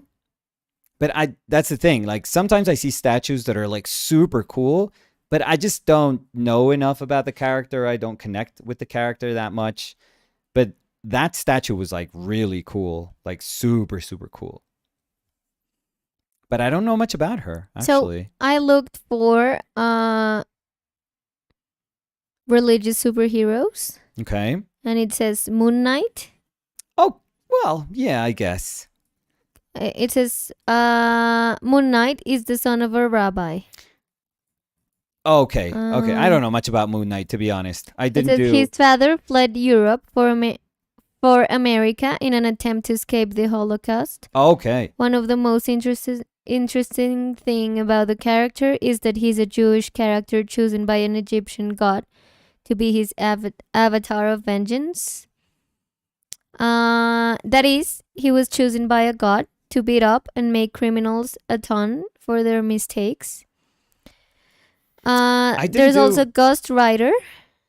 Ghost Rider is religious? Well, I don't according know to much this, about Ghost Rider either, to be honest. Moon Knight, I remember more like looking at Sienkiewicz's work, but not really reading it. And then I remember Nothing, and then I remember Stephen Platt in the 90s, late 90s maybe, mid to late, doing some Moon Knight stuff, which I thought was way over the top, but was super cool, but like way, way, way over the top. And then knowing Nothing, and then Oscar Isaac, and that's it. So Ghost Rider, it says, Ghost Rider is ironic when it comes to superheroes who are religious. He is, for lack of a better description, Satan's pet dog. Okay. Yeah, but that's not where I was going Then for, it says though. Captain America. No, see, now we're just saying stuff. The Thing? What? No. I'm thinking of like, because I know Nightcrawler is, he does religious stuff all the time. He says religious stuff all the time. So I just looked for non-superhero. And there is a movie called Warrior Nun. Okay, but that's, yeah, we're not there, Danny, please. Warrior Nun. Yeah. Yeah, but it's not Nunchuck. No, but look at her. Oh, she's like a sexy nun. No. No, but she's like a nun. Because you Yeah, were talking but- about a superhero that was a nun. And according to this, I mean, she's a nun. Yeah, but she looks like Bayonetta. Hmm. That's not, I mean, No, because it would be amazing, like a like a full nun. nun. Yeah. Yeah, like a nun. You don't have to be a sexy nun. Yeah. You don't have to be an No, but- Amazon Yeah, but sexy costume that's nun. the thing with a lot of Comic books, yeah. Yeah. Comic and- books, video games, yeah. Yeah. And when they depict a girl as Yeah. a superhero, it's always like Not always, but no, you know, but it it's has changed. common. It's But common it was be very common, yes. yeah. Kevin Ravana was saying Constantine. Yeah. Fernando Samaniego was saying, wasn't Gambit Catholic also? Maybe. See, I don't know enough.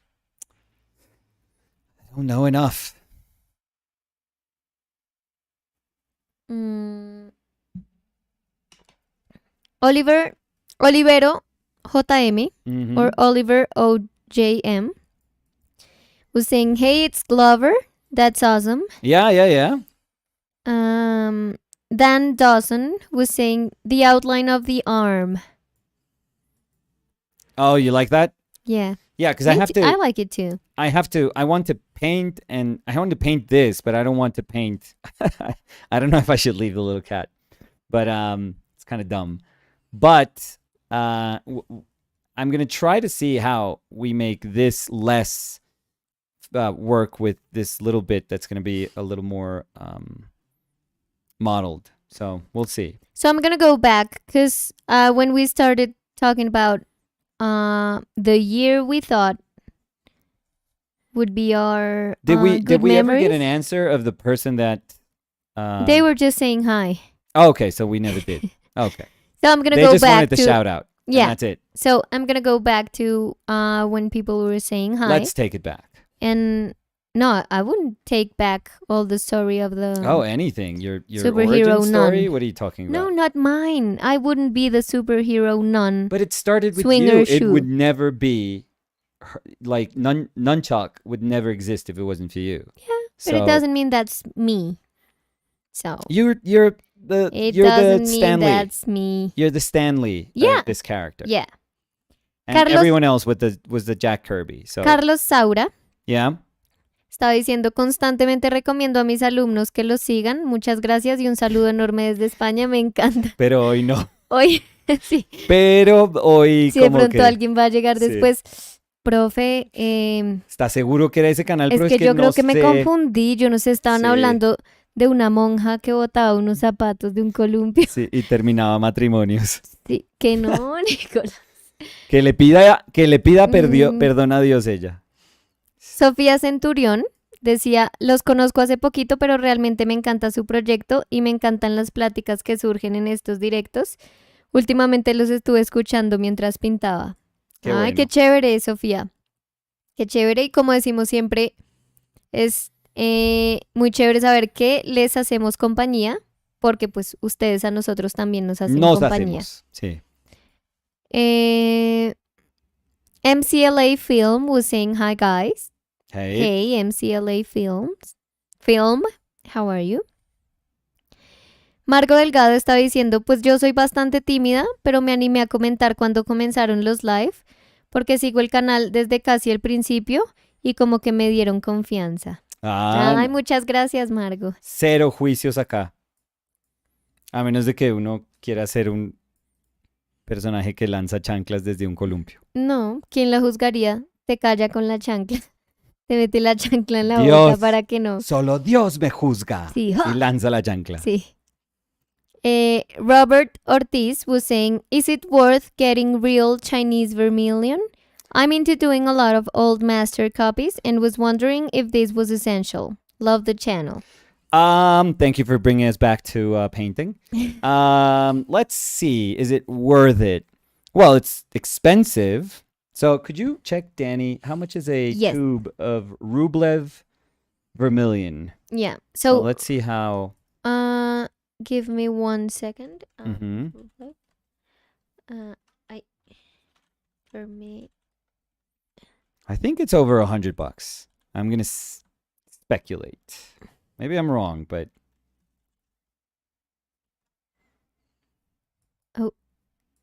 It says. So it is 50 milliliters, so $129. Jesus Christ, yeah, that's expensive. So That's actually 1.69 ounces. I know that's like half a figure for me. Yeah.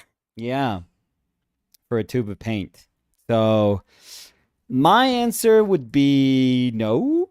I mean, how toxic is vermilion? Could you check how toxic vermilion is? Like vermilion oil paint, Toxicity. I put. vermilion pigment toxicity, maybe? Because I'm not entirely sure about that. So I just want to give like an honest answer here. So it says naturally occurring vermilion is an Yeah. opaque orangish red pigment Yeah. and was originally ¿cómo se dice?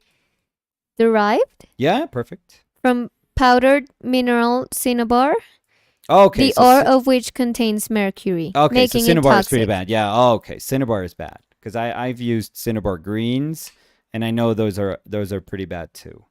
So, in terms of toxicity, we're dealing with cadmium versus mercury. Mm-hmm. So, it's pretty bad both on both ends.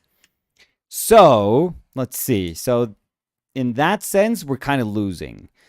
In saturation, the body, I feel it's kind of similar because I have painted with vermilion. I would say the body is kind of similar. I would say CAD is maybe more opaque, a little more opaque. Um, the saturation, CAD red for sure is far more saturated, for sure. So vermilion is far more forgiving if you're going to use it. So, I mean, if you're super convinced about using it, it's not. It's a toss up between CAD and CAD red and vermilion because they're very similar colors. Remember, CAD red pretty much replaced vermilion, so they're they can do the exact same thing in handling. In the ease of use, I would say maybe vermilion's a little bit more forgiving because CAD red can eat up your mixes because it's a very saturated color. Let's see what else. Price point. Um, you know, Super you'll get a expensive. CAD for probably a really good CAD for half that price. Yes. And toxicity, both will kill you. So you're dead if you use them incorrectly. So yeah, I don't know. I don't know if it'd be worth it, to be honest. I don't think there are things that can only be done because that would be the question, right? Can this only be done with this pigment? And I feel the answer is like not really. I mean, probably you could probably get away with almost everything by replacing it with CAD red. So it's up to you. Mm.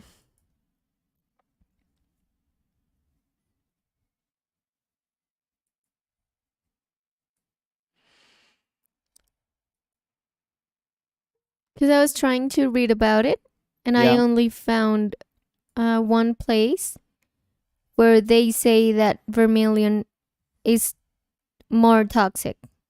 Well, it's yeah. I mean, they're both. Cadmium is terrible too. Yeah, but I guess that maybe the amount. Okay, with a smaller amount, with a smaller exposition to that Exactly. pigment, it can be more hazardous. Yeah, because Maybe. they were saying that the toxicity levels. But I mean, no, I'm not even gonna read it because I don't know if it's. Let's close this. Let's say both are toxic, Yeah, I think and it's it's easier easier. that Yeah, way. Yeah, yeah. yeah, yeah. But Cinnabar is not like a let's say this. Cinnabar is not a strange a, a strange uh what's the word I'm looking for? Element to find in pigments. Like I said, when I was painting, and I still have some, I used to paint with Cinnabar Green Light and Cinnabar Green Dark. Steve Assel, both Steve and Max, I think, liked those colors, and they were Rembrandt colors at the time. So I mean, I'm still alive, I think. So and I was a far messier painter back then than I am now. So it's not to say that because you paint with Cinnabar, your life has been cut short. No, no, no. Mhm. Just you just have to be careful. Like anything else in life, you just have to be careful.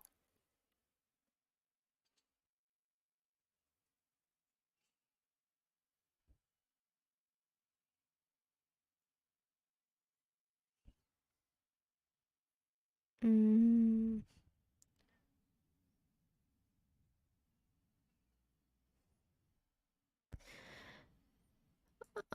So So I was just reading a little bit more about it. Mm. yeah, I don't know how common it is now. I know it's. I mean, it obviously became less and less common because of the price point. So, and the probably the cost, the price point has to do with the cost of production.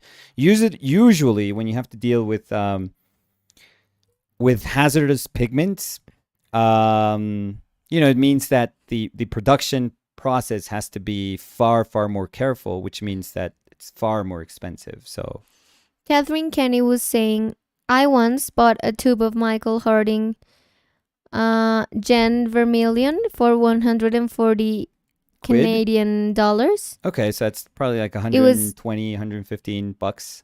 it was absolutely beautiful, but I Yeah. won't buy another one. I'm glad I got to experience the real thing though. Yeah, yeah. I mean, as as painters, we sometimes just want to feel how a color feels, and it doesn't have to mean that our painting has to be completely shifted by that experience. It doesn't mean that from then on we have to buy, these pigments. We have to buy these very expensive paints. No, we don't have to. That's fine. I mean, we don't paint with lapis lazuli anymore. We paint with ultramarine, French ultramarine. So, we can outgrow a color. We don't have to use semi-precious stones as pigments.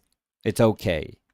Javi Have was saying, I just have to say you guys are the best. I have to run. See you on the next stream. See you. Thank you, Javi. And thank you for your poetic inputs. Always. Well, not the last one wasn't. No, the last one It was was like- lame. Terrible. Yeah, a bit Yeah. too much. Pick it up, But dude. thank Come you. on.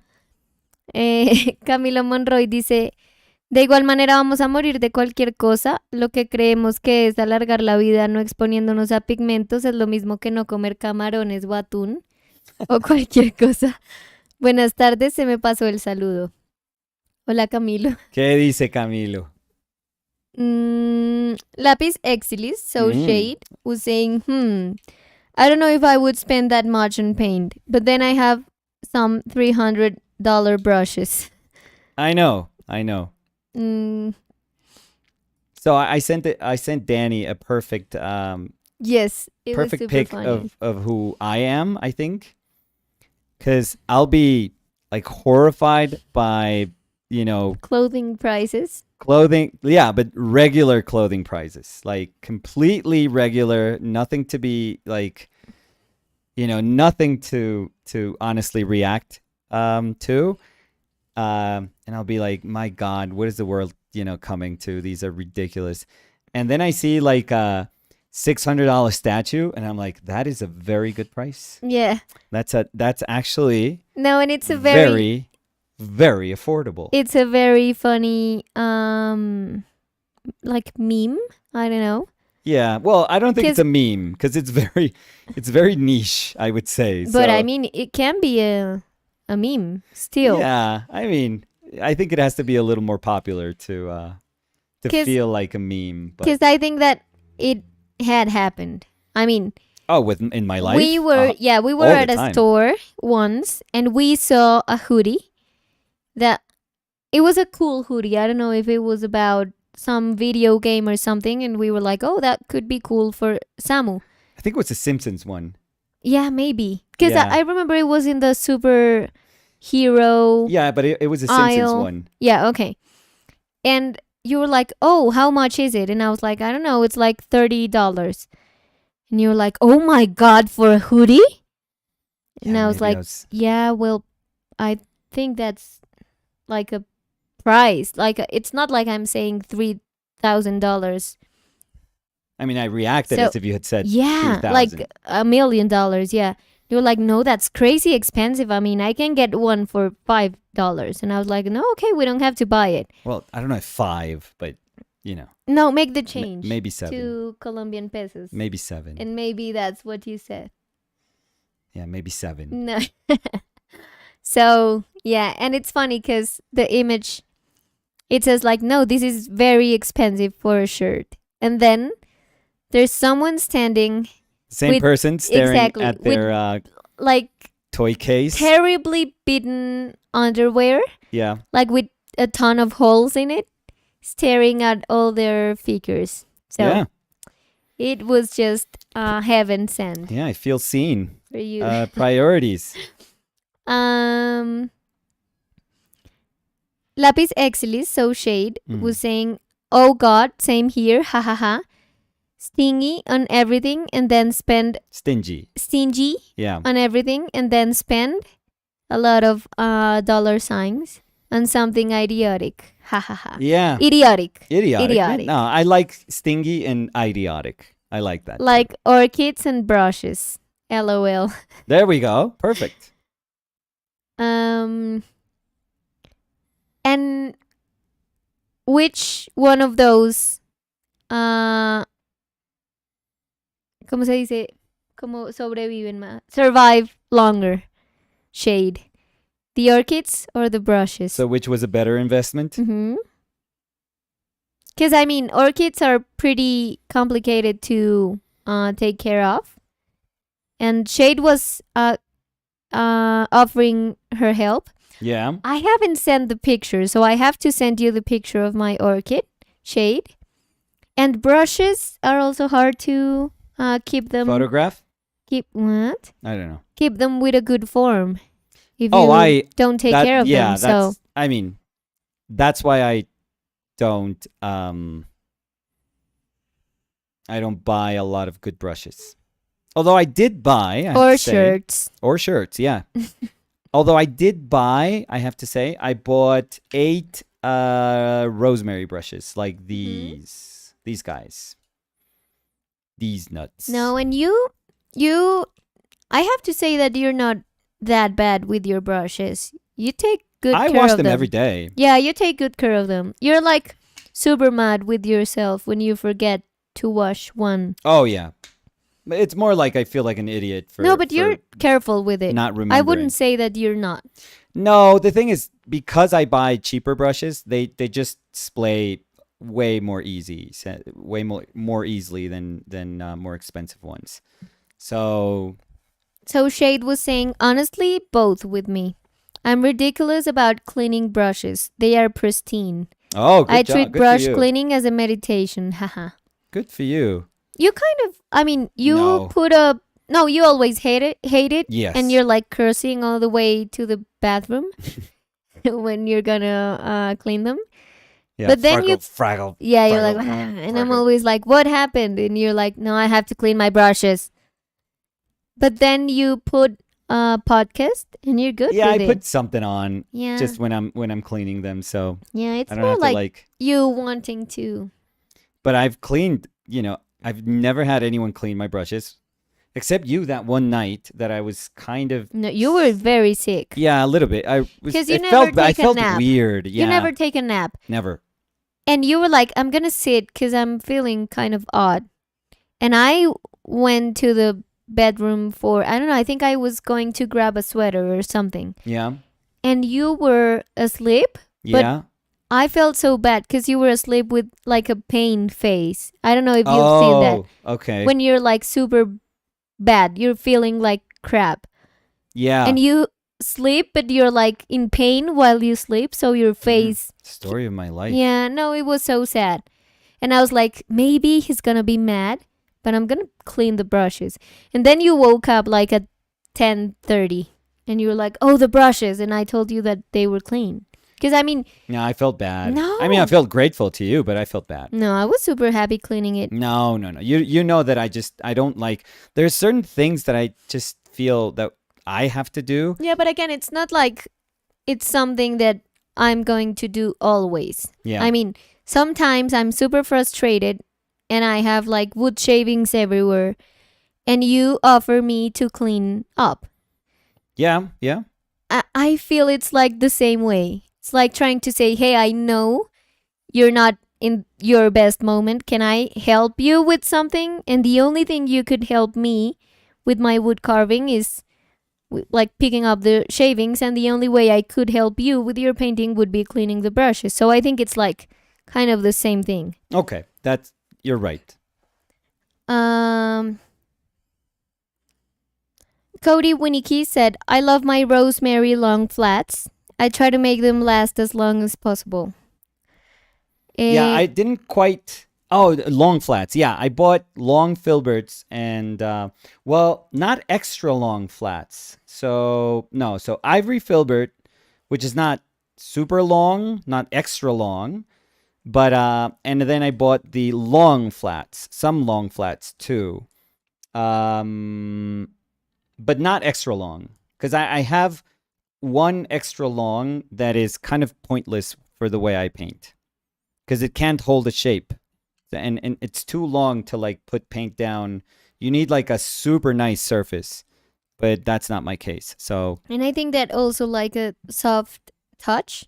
yeah. Well, I have a soft touch actually, but No, yeah, you do, but you also like to, I mean, you press your brush yeah, a lot yeah. into the surface. So Yeah, but what happens actually, Danny, what happens is it just can't. It actually buckles under the pressure.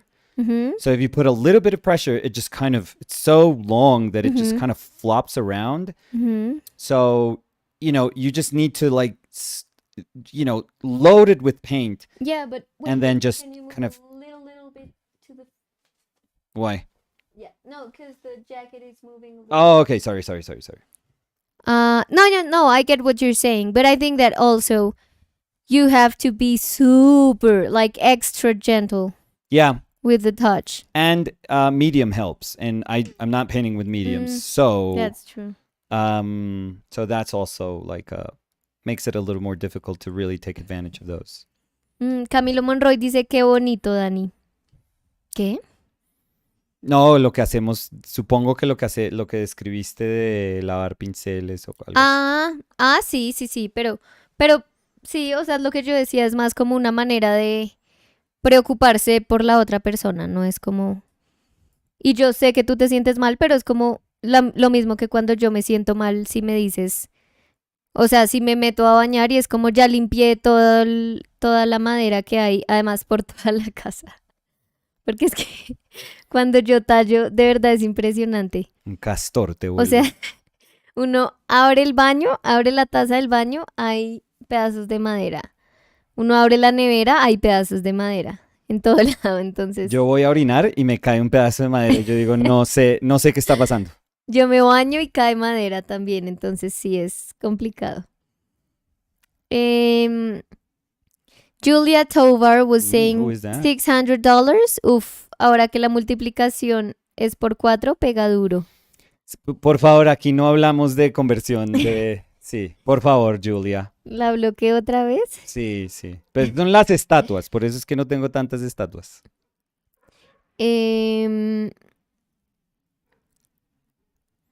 Kevin Ravana was saying best brush for the money. And how do you Ooh. take care of them? Ooh, best brush for the money. Hmm. Oh, I don't. Silver Falcon. Yeah. Honestly, yeah. Like very cheap ones. So, very, maybe very they cheap don't get ones. the joke, but Silver Falcon is a very, very cheap brush brand here in Colombia. It's not really. It's like it's one of those almost interchangeable brands that you can get from China, because Lion Deluxe is another one that we get here. Yeah, but I mean, we were Kangaroo-y- referring to Silver Kangaroo-y is Falcon. another one. So Silver Falcon, you can get like a bundle of. I mean, I'm here in the web page that they have, mhm. and you can get 1, 2, 3, 4, 5, 6, 7 brushes Yeah. for. So it says between 10,000 y 23. So let's say from $3. Exactly. $250. And maybe it sounds like, what are you talking about? I've used those brushes. You Like, still use them. I can still like, this is a $1 brush. So I still love these. Mhm. The thing is, they lose their shape. But again, you were saying they're very cost effective brushes. So here it says pincel plano serie B150, which I don't know what that means. They have different sizes. Yeah. So the bigger one, it is 3,300 pesos, So that's which like is not less even than a dollar. Yeah. Exactly. The smallest one is 2,000 pesos. So that's like 50 cents. Exactly. So it's like super cheap. So what were you saying? That we are big fans of those. No, because they were asking what's the best brush for the money, and I said Silver Falcon. Yeah. But then I explained. No, those. I would 100%. I'm with you. They have to be those. I And wouldn't. the other part of the question was. I wouldn't say like a big brand for sure. Mm, the other, the other, the other, the other. Other No, is that I was sipping my tea. sipping. Sipping my tea. I don't know what accent was that. But No, but that's like a song. It's like a song? it could be a song. Sipping my tea. Yes. Kevin, the other part of the question that Kevin was asking you was, and how do you take care of them? Oh, just don't scrub with your brushes. Like if you find yourself like really scrubbing with your brushes, although don't look at me. So do as I say, don't do as I do. But don't scrub, especially if your surface, if your substrate has like a grain to it or has like a grit to it. Yeah, be careful with that because that kills your brushes. So just be mindful of that. And then wash them every single day after use. Kevin was saying Either put them in oil so that you don't have to wash them with soap, or be super, super, super disciplined when washing them. Kevin was saying, haha, so you get the cheap ones so that you can brutalize them? Glad to hear that.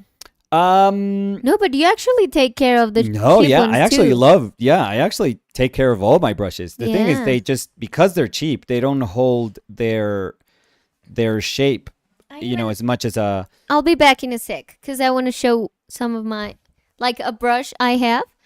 okay. It's like a crazy cheap brush I got, Mhm. and it fall apart, and I use tape around it because I Yeah. love it so much that I want it to be Oh yeah, like 100%. useful still. So I'm gonna show it. Yeah,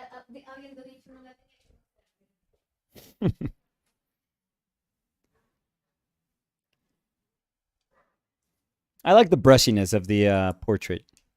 Super super brushy, changes in color. That's such a cool thing. The Zorn palette, the shifts in terms of hue can be so simple, but also so effective because there's so little options to really communicate all that you have to communicate. So you have to almost convince yourself that with very very little you have to do a lot. So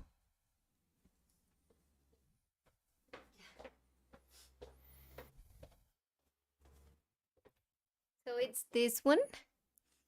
I don't know if you can see there, but first, like the metal part of it, uh, broke, like separated from the ferrule, I think it's called. the ferrule, Yeah. separated from the wood part of it. Yeah. Never a good So sign, but happens constantly with the so cheaper brushes. yeah, but I used like a super strong glue, and then Mm-hmm. the wood broke. Oh, So I used duct tape, there you go. and it's I have to say maybe it's my like the brush I use the most. I love it, and now it's like super comfortable to grab because I used to paint like holding my brush super near from the bristle. So So it wouldn't fall apart? no, it's just the Oh, way I that's it. use That's it. the way you. Yeah. Yeah, I've seen it in the bathroom when you wash them.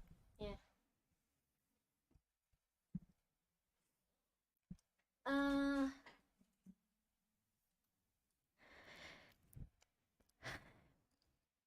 Lapis Exilis, so shade, was saying, I love the brushiness too, and the outlines. So awesome. And Shade was also saying, looks like golden tacklon fiber. What would that be? I don't know. Golden tacklon. I don't know. I just think about silver falcon, golden tacklon. Maybe she's referring to something like that. Julia Tovar Who is that? was saying, estaba diciendo, me toca irme, glad I, quote unquote, swung by. And she sent an emoji that I've never seen before of a heeled sandal. Okay, that's... Chao, Julia, me encantó el emoji. Gracias por Ya que te va, acompañarnos. Julia, ¿la puedes poner en timeout? Pero es Se que va me a da ir. miedo que después me la bloqueen del canal. No, se va a ir. Tranqui. Bueno, chao, Julia. Chao, Julia, timeout. Ya. Perfecto. Solo por tradición, Julia. Ah, no, así. Por No, pero tradición. le quitan el mensaje. Solo por tradición. Timeout, Julia. Shade was saying it's a type of synthetic fiber. It's used in brushes often, and it's actually pretty awesome. Oh, I had no idea. Golden tacklon fiber. Oh, I had no idea. Catherine was saying, is covering your brushes with Vaseline a solution if you don't want to clean them every day? Oh, I wouldn't do that. How are you going to get rid of that Vaseline? So, what do you clean Vaseline with? Not water and soap. But I guess a soap, yeah, because you have to have something. No, but oily. ideally, I mean, if you're going to put soap, why don't you put soap before? I mean, when you wash them. So you would need solvent, I'm guessing, like mineral spirits, probably, to get rid of the Vaseline, because they're both petroleum based. So petroleum distillate you have to use. But then if you're using solvent to like wipe out the Vaseline, it just doesn't make sense. Because, I mean, I can understand oil, especially if you're painting with oils, of course.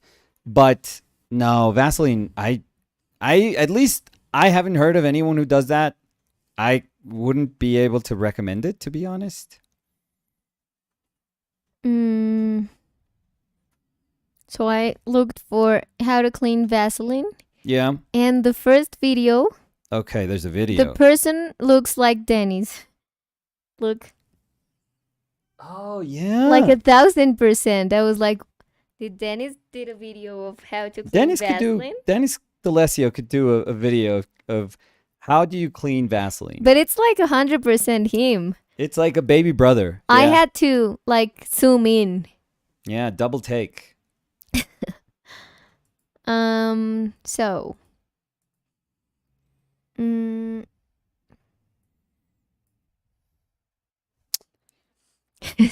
Ese Camilo. Camilo dice, hay tantas maneras de demostrar amor y apoyo, pero esta me hizo llorar. Muy lindos los dos. No, Camilo está sensible, está muy sensible. Camilo lloró por lavar las brochas. Sí. Está todo bien. Muchas gracias, muy Camilo tierno. empezó a tomar desde temprano. Sí. Sí, está llorando por las brochas. Tom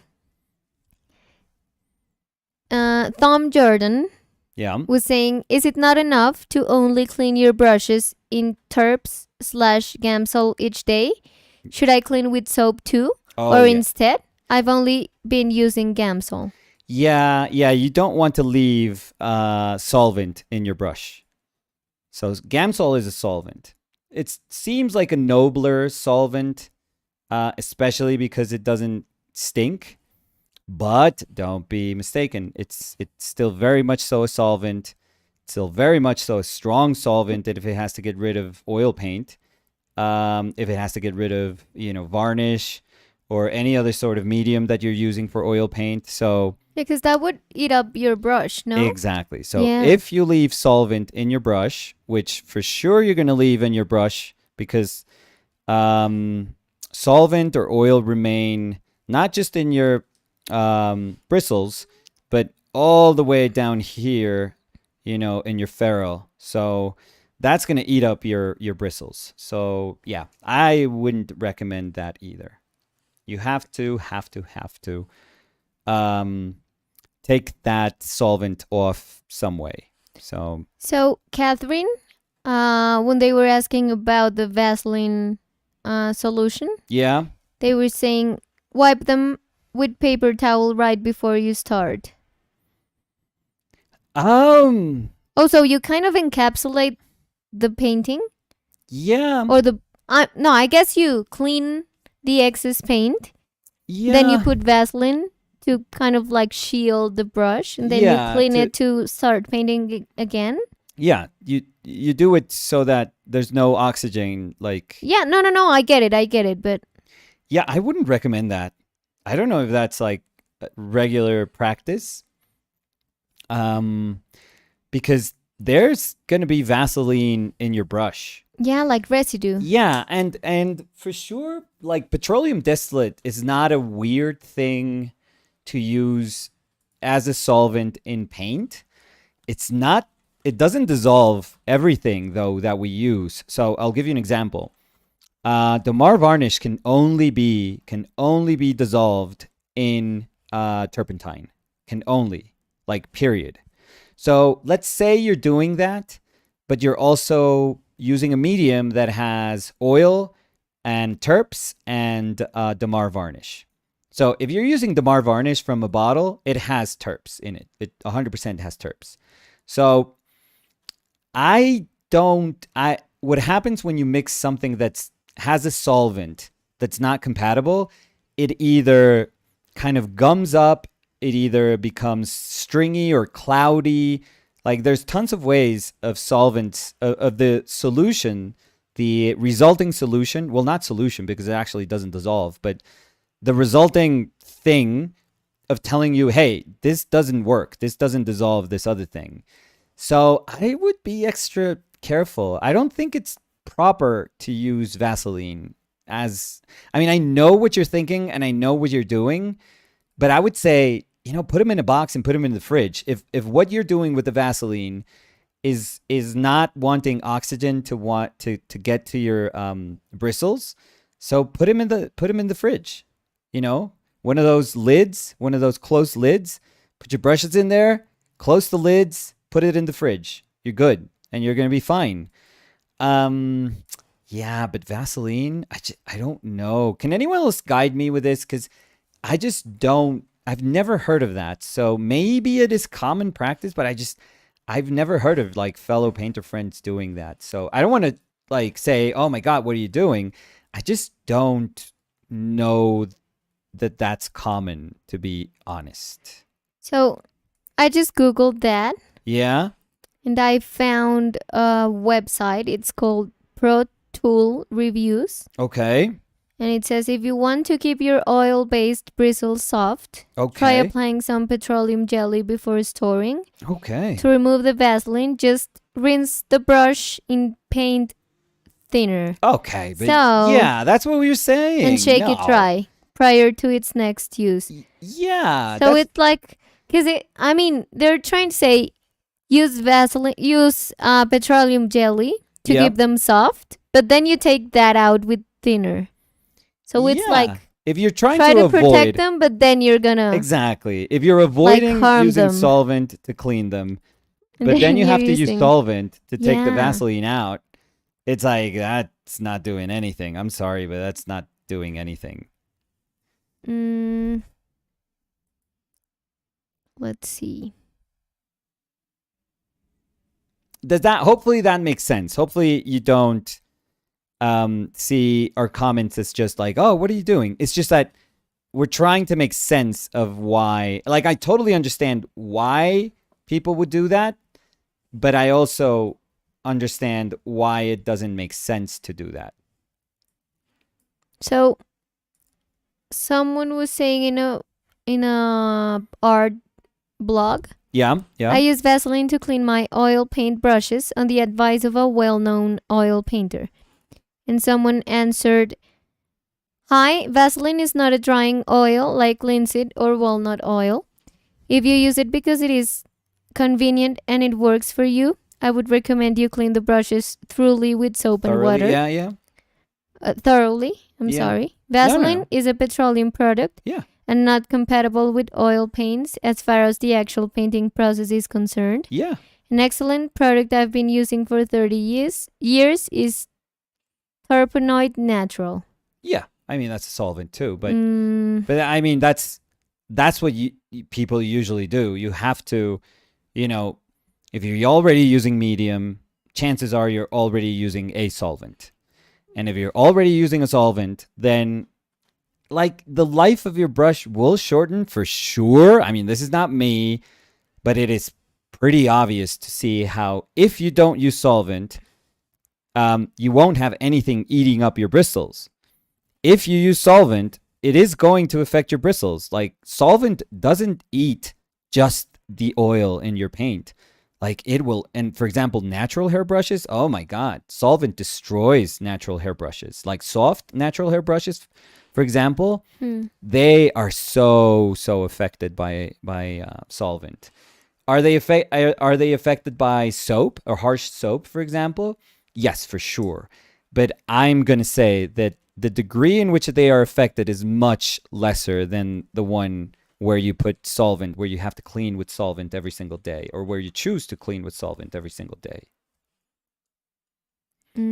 So the best thing I could say is, there's a lot of people that put them in oil, in linseed oil. So if you're using traditional mediums, it is super, super common to also use oil to keep, your brushes kind of moist and always not hydrated. You can't say hydrated because there's no water in our medium. But how do you say humectado? But it's not hydrated. Humected. Humected? That's a word? Yeah. Okay. In skincare, it's a word. Oh, okay. So that's actually the word. Hydration and so you can say like moisturizing, but it's also humecting. Okay, So, I didn't know that was a word. I So mean, there are humectants. So so that's perfect. So that's the word that I was looking for. I just didn't know that was like a common word. So if you want to keep your brushes humected, or moisturized. or well, moisturized, I don't know, it feels weird saying that. But sure, I can understand why you would do that with the Vaseline, but that's not good. So if you want to do that, just get like cheaper linseed oil. Like it could be if you go to your hardware store and buy some, like a gallon of linseed oil, that's perfect because it's going to be far cheaper than the one that you're going to use with to paint with, and it's perfect. It'll work perfectly. It'll work exactly the same, and you could just kind of clean them in the oil. You could put them in there. Well, you could float them. Don't make the brush hit the bottom of your jar, because that will deform the brush. Yeah.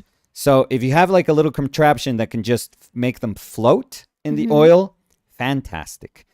And I think that's much better because you can actually get rid of whatever you were using as medium as much as you can, and you can get rid of pigment. Not great, not super, super well, but you can pretty much clean your, quote unquote, clean your brushes in oil, and it's totally fine.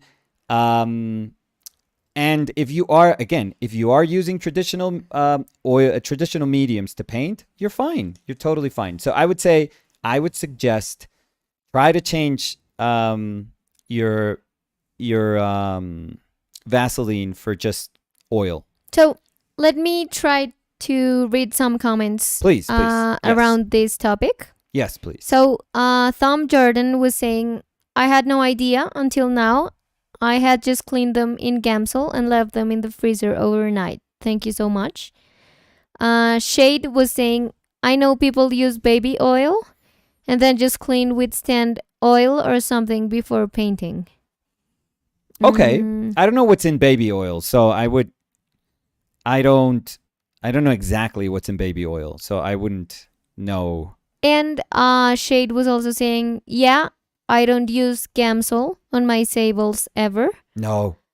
And very little with bristles, but that's a little less painful. Right. Yeah, I would never suggest for, I don't know. And these are cheaper, but I have some round sables, for example. Mm-hmm. Yeah, this doesn't survive a week with solvent. Like it'll eat up through your brush like crazy. So Cody Winnicke was... And if you have like a Series 7 brush, for example, I'm sorry to interrupt you, Dan. Don't worry. If you have like a Series 7 brush, Oh my God, those are like super nice sable brushes, Windsor Newton ones. Yeah, you don't want to put solvent in those brushes. Those are brushes that you do want to take care of because they're very expensive. So Cody Winnicke was saying, I use a solvent called Svalos thinner. It's much less toxic than other solvents. It's made from isoaliphates and oh, orange oil, so it actually has a pleasant smell. okay. I think I know the solvents you're talking about. Yeah, they stink up the place, but they stink it in a very citrusy way. I don't quite use those, but if it works for you, perfect. That's perfectly fine. Because I actually, if I have to be honest, I can't stand that smell. That citrusy kind of natural thinner smell. Ooh, I can't stand it. Undines was saying, I don't know, I try to keep it simple. Wash/rinse brush in oil. Gamsol, wipe well, then wash with a soft lavender soap. There you go. And Yeah. Undines was saying, I also sometimes leave longer in an orange oil brush cleaner.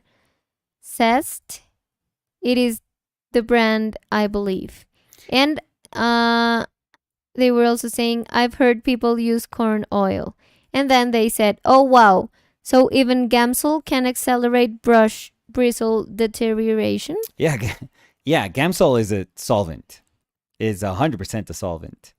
So it can't take away. So think about it this way. It's a super, super simple way of thinking about it.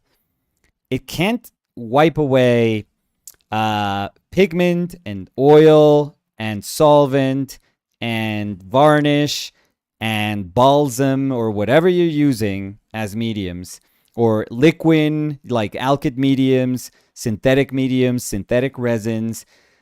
And a solvent can't be like, hey, what's up? I could get rid of anything. And like But, super quickly. Yeah. I can eat up. Yeah, I can eat up anything, but don't worry. I won't even touch your bristles. No. No, of course they gobble up the bristles also. So, yeah, be careful about that. Solvent that doesn't smell is very good for it's not good for your health. Don't be mistaken. So not good. It's still not good for your health. It's good for a classroom that has 20 people working at the same time and they all want to use solvent. But it's even sometimes riskier because you don't realize you're inhaling it. Oh, you could get a bad rash from working like that. Exactly, because there's people that buy solvents that don't smell and they paint from their bedroom. Yeah, or they paint for hours a day. Exactly, and they don't realize then that they have like a terrible headache and it's due to the actual solvent. So in that way, listen to your body. So what you can experience is like rashes, or you can experience dizziness, headaches, or what happened to me, it was like all of the above plus sore throat, like burning throat. So those things will happen. It's not like, oh, maybe they won't happen to me. No, those things happen. And if you use them a lot, like a prolonged exposure to those things is not good, especially if we don't have great ventilation where we work. But chances are that we don't have like bougie studios where we have like extractors. And so for most of us, that means that we are going to suffer, and we're not going to use masks for sure. So for most of us, it means that we are going to smell all that crap. In that sense, like graffiti artists, they are far healthier because it's so evident that those fumes are bad that they have to use masks and filters. For us, it's like, oh no, we can deal with like solvents. We're like, yeah. I mean, people have painted like this for centuries, so we can do this. And no. Catherine Kenny was saying, I've never heard of using Vaseline, just oils, which I've tried, but I still found it made the brushes gummy. A little bit, yes, for sure. I tried the oil thing for this was years ago, maybe 2 weeks, maybe. And I was just like, I can't do this anymore. Like my brushes are always oily. Like I always felt oil under my brush, even when I didn't want to feel oil under my brush. So it just didn't work for me. I was like, yeah, this is not for me. Well, B said, I've tried to watch a couple of streams live, but because I'm always working, I found it a bit distracting because Nicolas is such a master. I can't thank you enough for spreading the wisdom, both of you. Nicolas is such an inspiration, more than a decade. Go Colombia. Cheers from Norway. Oh, thank you. Thank you. I like that comment and I love the Go Colombia. Yeah. Thank you, Well B. Yeah, you made us a Haaland fan. I think they had an awesome match against Sweden. A draw, if I'm not mistaken. Was it 2-2 or 3-2? Maybe. I forget. But yeah, you have a incredibly exciting player in Haaland. But he went to the rival team. Well, rival if I was from Manchester, but I'm not. So, but rival in the sense that that's the only team I think that can beat us in the Premier League. So, but we just got Darwin Núñez. So it's gonna be a hell of a next season. What a gem! Darwin? Yeah. Oh my God! What a player! What a player! I think he's gonna be like a superstar. And I love the idea of thinking about him and Luchito. Yeah. Speaking Spanish, by the way. By the way, Darwin and Luchito. Oh my God. In the same team. Oh, like, Jesus Christ. Mind blowing. Pinch me. Catherine was saying, thank you for your opinion and advice. Cody Winnicky, regarding the Svalos thinner. Yeah. Said, I don't think the smell is very strong on the Svalos. Okay. I have had students that use like lavender stand oil and I make them keep it outside because the smell is too powerful. Oh, the lavender stuff. I mean, it's gorgeous smell. Like oil of spike lavender. No, but that's too much. Oh, Jesus Christ. I mean, you smell it and it's like, oh my God, this is super nice. But then you leave it open for like an hour and it's like, oh my God, call the firemen. I mean, it is not good. The firemen? Yeah, I don't know. I guess they are the ones that, you know, if there's a gas leak and stuff, they always come. Yeah, but what would they do if you called them? They would say, close the lid. Yutaki001, I'm sorry. Okay, please. Yeah, I thought it was. Hi, Danny and Nicolas. In my case, the windows are open and the kitchen is preferred instead of the bedroom. There is a canvas in the bedroom which I use to paint paintings, but it's begun in the day. The drying process is so fast when I fall asleep, no problem, no pain, no dizziness, nothing. Okay.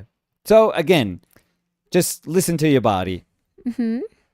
I think that's the best way, you know. Like if something is harming you, I really do feel like you'll know. Yeah, the only thing is that they said the kitchen. Yeah. Instead of the bedroom. And yeah, hopefully your food is not contaminated. Exactly. You wouldn't want to.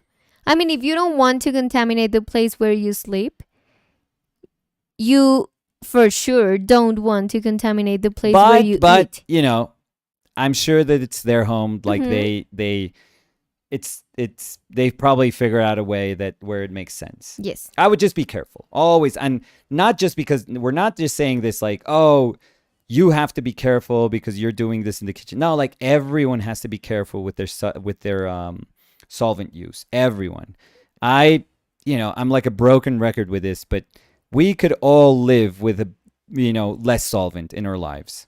Trust me. Robin was saying bye and a heart. You're leaving us, Robin? Oh my God. Not a word from her and just bye like that. Robin was like flip-flops. Bye. That was all. I mean, that's all. We're getting less and less. Well, yeah, farther and farther, drifting away. Yeah. Yeah. I mean, that's life, to be honest. That's how it goes. Yeah. I mean, she was probably like, I want to meet them, tick that box off, and no. Goodbye. I'm gonna change Good them. riddance. Yeah. We're being like betrayed. Yeah. Betrayed from the Robins. I know. From the Roros. It's that road trail. Yeah. Yeah. Yeah. I'm feeling it too. Yeah. Because first, Rosalind said we were friends just at that moment of I That don't she had remember never that considered us conversation friends, I think until it's what that she said. moment, and it was like a month ago, the conversation, but Yeah. okay. Yeah. And now Robin is just like flip flops and bye. Yeah. So yeah, I don't know. But that happened. It's life, Danny. That's what happened. Never meet your heroes. Your heroes. Heroes. um, Undines was saying, yeah, I think it is reinforcing my idea around keeping it simple as possible and just using paint and cleaning with oil and water and soap. Gamsol does give me headaches when I leave it open. Oh yeah, for sure. Just be careful. You don't have to use, that much. And gambling has solvent-free mediums nowadays. So, if maybe you start using some of that plus some of that, painter soap. There's some amazing painter soap. I forget what it's called. Like the one that comes in like a beige little, hexagonal shape. I don't know. That thing is really good. It's really, really good. Soft on your hands. It takes care of your brushes. It's very good. So maybe you could use a solvent-free medium and wash it with that soap. It's a little expensive though, I have to say. So Cosette Paz dice, uf, me perdí. Hola. Hola, Cosette. Sí, Cosette. ¿Pero se perdió en llegar o qué? Se perdió ¿Cómo en así? llegar, yo creo. Sí, tomó un giro a la izquierda mal.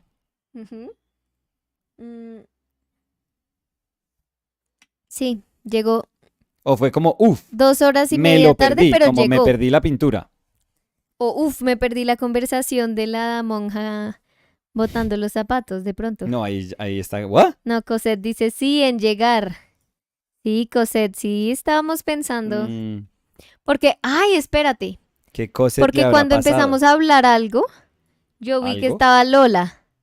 Y yo dije, ay, llegó Lola justo cuando se fue Julia. Pero entonces ya llegó Cosette a hacerle compañía a Lola, que Lola estaba diciendo buenas, ¿cómo van? Entonces... Muy bien. A ver. Falta Gesli Cavazos Larduño y ya... Gesli. ya tenemos tripleta. Leslie Cavazos, sí. No, y Julia, lo que pasa es que como está en timeout. Pero ahí es de donde pronto merece... sigue. No, pero pues... De pronto ella fue a escribir como, ay, volví. No, como, ay, al fin no me voy. Sí. O algo así. Hola, Lola. Hola, sí. Ay, mira, Leslie dice, hola. Leslie Cavazos Gesli. Garduño dice, hola. Gesli. Porque combinas las letras. Eso es Creo que a chistes. Gesli le gusta. Dice, jajaja, aquí estoy. Muy bien. Sí, a veces dices Cesli Gavazos. A veces dices Gesli Lavazos. No, Lindita, ya lo Estoy mataste. tratando y mi cerebro No, va a Lindita, 500. lo mataste. Estaba tan bonito ese chiste, pero bueno. So, Yes. Julián Cabrera, Ajá. our Willense friend, Oh. was saying, I want to try oil painting, but I'm Eh. concerned about brush cleaning and solvent fumes since I am in a tight space with poor ventilation. Yeah. I know there are water-soluble oil paints. Have you Yeah. tried them? Yes. Yeah. We've tried them, not as they are properly meant to be used. No. I think we used them properly because it's not as if we did something improper with No, them. the thing is that we were not using the water-soluble medium, Yeah. but we were using water as a medium, and they told us that that's not the best way to experience Right. the water-soluble oils to their best. So we bought the medium. So let's say we But we didn't haven't take full tried. advantage, like, Exactly. Yeah. But we tried it. Yeah, we tried it. and they're very good. And they're I would good. say they're Yeah. gummy, a little gummy. Yeah. Entonces como chicludos, Mm-hmm. but they're very good. I would say they're a perfectly fine replacement. They take a little bit to dry also. Mhm. I noticed they're a little bit slow on the drying side. They dry more like plasticky A little bit, yes, a little bit. and like glossy. A little Yeah, bit a little more bit. glossy. I guess that comes from the gumminess Mhm. of it. But again, once again, perfectly fine. I would say Mhm. perfectly fine. And do you want to paint with oils, Julian? Because maybe you can try gouache Also, yeah. also. Felipe Andrade Mhm. was saying coconut soap bar is also a good and cheaper alternative to clean the brushes. Cheers from Brazil. Love you guys. Brazil. Hi, Felipe. Happy to have you here. Coconut soap bar. Yeah, so Jabón de coco. Yeah. We use an oat soap. A very cheap Very cheap one. oat soap. Which, by the way, is very good I think with so. the brushes. Because I've washed my brushes with it and I think it cleans very thoroughly. Yeah. But it's also gentle enough. Oh, that looks like a soap commercial. Yeah. And it's like crazy cheap. Yeah. So- Duro con la mugre, suave con tus manos. Así que, ¿cuál era? No me acuerdo. Pero hay uno que literalmente ¿Acción? es así. Ay, a ver, voy a escribir literalmente lo que dijiste. Sí, yo me acuerdo de la probanda. Duro con la mugre. Además, Duro con la mugre, suave con tus manos. Mm. No, pues así sí nadie Así hacía la señora y yo, uy, ¿dónde Eh. compro? Duro con la mugre, suave. A ver.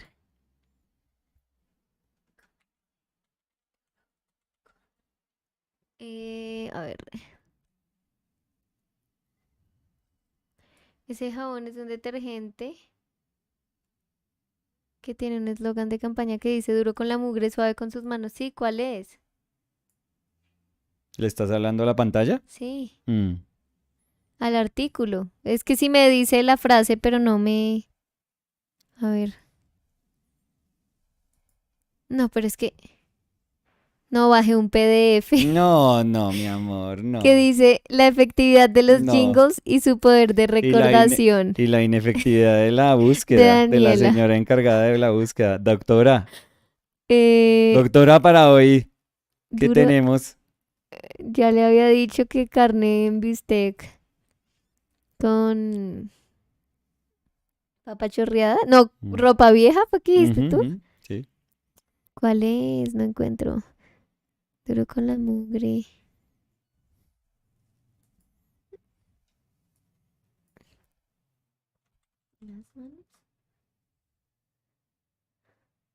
No, lindita, esto está... No, creo que no lo encontré. Acción, digamos acción. Es que acá dice Acción. Eco Gilmar, No, no. pero eso no me No, suena. no. Había como 2 jabones en esa época para lavar la loza. Dice que detergente. Era acción arrancagrasa. Javeriana. Bueno. No, mi amor, no. Esto es... Qué pesadilla. Acciones implementadas durante la investigación. No, es que es acción con X, linda. No, ay, obvio no. Estoy leyendo el artículo donde hablan de los jingles. Entonces dice, o sea, estoy leyendo una parte de la investigación que alguien hizo. Andrés López Giraldo, de la No, pero ¿qué Javeriana. es esto? Que se ocupe de Andrés. No, pues fue su tesis. Dice, los jingles originales más No, recordados Dios recordados por los bogotanos en la década de los 80 y su efectividad. No, no, no, Andrés. 2.5.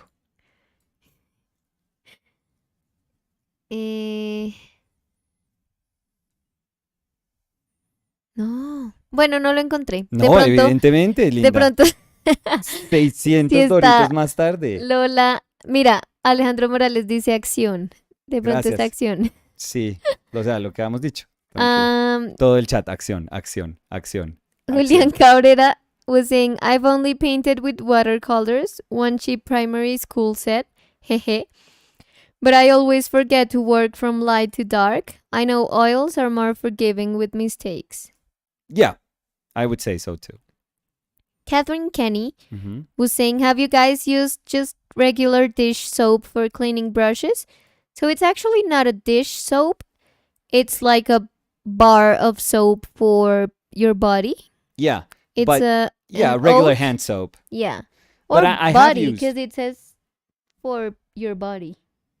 Oh, okay, yeah, yeah. But I have used yeah, bar of soap like hand soap. I always feel it's like just any bar of soap. I have used the one that you used like dishwasher soap, and I've had to use it in workshops, and it's totally fine too. Sometimes Mhm. it doesn't take. Sometimes I feel like it doesn't clean as well, but I mean that's just me. But it's totally fine. Mm,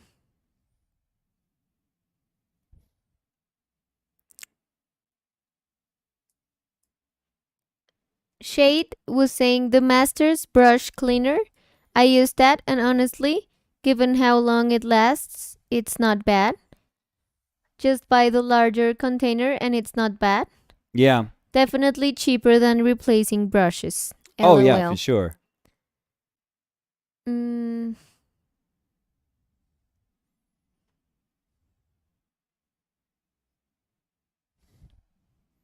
Lola Mhm. dice, yo quiero saber a cómo el curso el otro año para saber cuándo empiezo a ahorrar. No, Desde Lola, ya, Lola. pero todavía, mira, y Cosette dice, ¿qué curso, Lola? Las de atrás, las que se sientan atrás que nunca escuchan. Sí, allá haciendo Cosette. visita. No, lo que pasa, Cosette, es que los planes para el 2023, entre los planes para el 2023 estaría la opción de hacer cursos que sean un poco más largos, cursos como una especie de workshop, pero que puedan durar aproximadamente 10 semanas, con una clase a la semana, que se hagan en línea, online con Nicolás, pero pues todavía precios ni nada lo podemos hablar porque todavía no nos hemos sentado a hacer el cálculo de eso. Yo creo que es que, como habíamos dicho hace unos días, queremos como hacer todo en orden y hacer todo bien. Entonces primero estamos haciendo ahorita lo del libro, todo lo que tiene que ver con el libro, que tenemos que entregarlo en diciembre, y después de eso nos sentamos juiciosos a planear todo lo del curso del 2023, pero sin duda cuando ya tengamos todo, pues les haremos acá un videito contándoles todo y ya, pero me alegra saber que hay gente interesada en los cursos. Cosette dice, ajá, ay, qué bonito. Y Lola dice, bueno, está bien. Sí, Salió toca esperar, regañada. Lola. Cosette dice, súper. Eh, so, Alejandro Morales was Mm. saying, have you read the news of Mauricio Catalan, I'm sorry, being sued by one of his master wax sculptures in France? The guy is claiming part of authorship, Authorship. Yeah. and the actual crafting of the sculpture. Very interesting. What? Well, I don't know if they I mean, because it's so not uncommon for, these bigger artists to have, artisans do the work. Like, for example, Botero. Botero does a very small maquette, and he takes that to Pietrasanta, and I'm sure that he doesn't do that anymore. Like, somebody of his trust does the maquette, takes that to Pietrasanta, and then the actual stone carvers, they do the job. So it's never been like that. Like Damien Hirst, he Yeah. doesn't sculpt a thing he shows, not a thing. Jeff Koons, not a single thing he shows. So I'm sure those Klaus Oldenburg sculptures, they don't do them. So it's not uncommon at all. But I hope he didn't leave room in the agreements that I'm sure they sign, where the artisan would feel like they have ownership of what they're doing. Because I love artists that do their own work. I love that. I love that. I'm also very aware that there are certain works that are highly complex that require the help of people that actually know, the materials that you're working with. So you have to hire them. It's like there's no other way. But so I've never had an issue with that. Never. Even though, like, I think me and Danny love the craftsmanship in artists. The same way, Danny whittles and paints and I paint. Like, there is something beautiful about you doing what you want to do. But I'm totally okay with them hiring and paying, hopefully well, those artisans for the job that they do. Now, if there was like a part of the contract where they didn't get paid well, or it was unfair, or it was something that the artist wasn't, the artist was trying to pull one over them and maybe take advantage of them in some way, for sure. Yeah, like hopefully they have a legal base to do that. But if it's just like, hey, I was the person that was doing all your sculptures, it's like, yeah, sure, but we signed the contract and you got paid, and that was the end of that job. Like, I don't find anything wrong with that, to be totally honest with you. Like, that is the way so much art is done, that that's just a common thing, from many, many decades and many centuries even. I know that Carpeau, the French sculptor from the 19th century, I know that he used to have, workers that he would do a maquette, and they would hammer everything down to where he just had to carve the very last kind of thin layer of marble, let's say. And then he would do that. But he would hire a ton of people to do the dirty work, to do the really tough work of doing, putting everything. There's probably a word for that in sculpture, but I just don't know how to use it. Desbastar, but I don't know how to say that word in English, or that term for sculpture. So, yeah, I think it's something that has been done. So I hope it's not a thing where he was just taking advantage of the artisans, of the people that work super, super hard for him. So I was seeing an article. Yeah. It's in ArtNet, and Okay. it says, who gets credit for conceptual art? Inside the Paris courtroom, where a sculptor is fighting Mauricio Catalan's gallery for recognition. Okay. And so I was trying to pay attention to what you were saying, so I wasn't reading all the thing. But I read in another article in Spanish. Yeah. It says, durante mucho tiempo fue Daniel Drouet, también escultor profesional, el que le hizo las estatuas de cera de las creaciones de Catalán, y quien ahora demanda por daños y prejuicios y exige la autoría de 9 de esas piezas.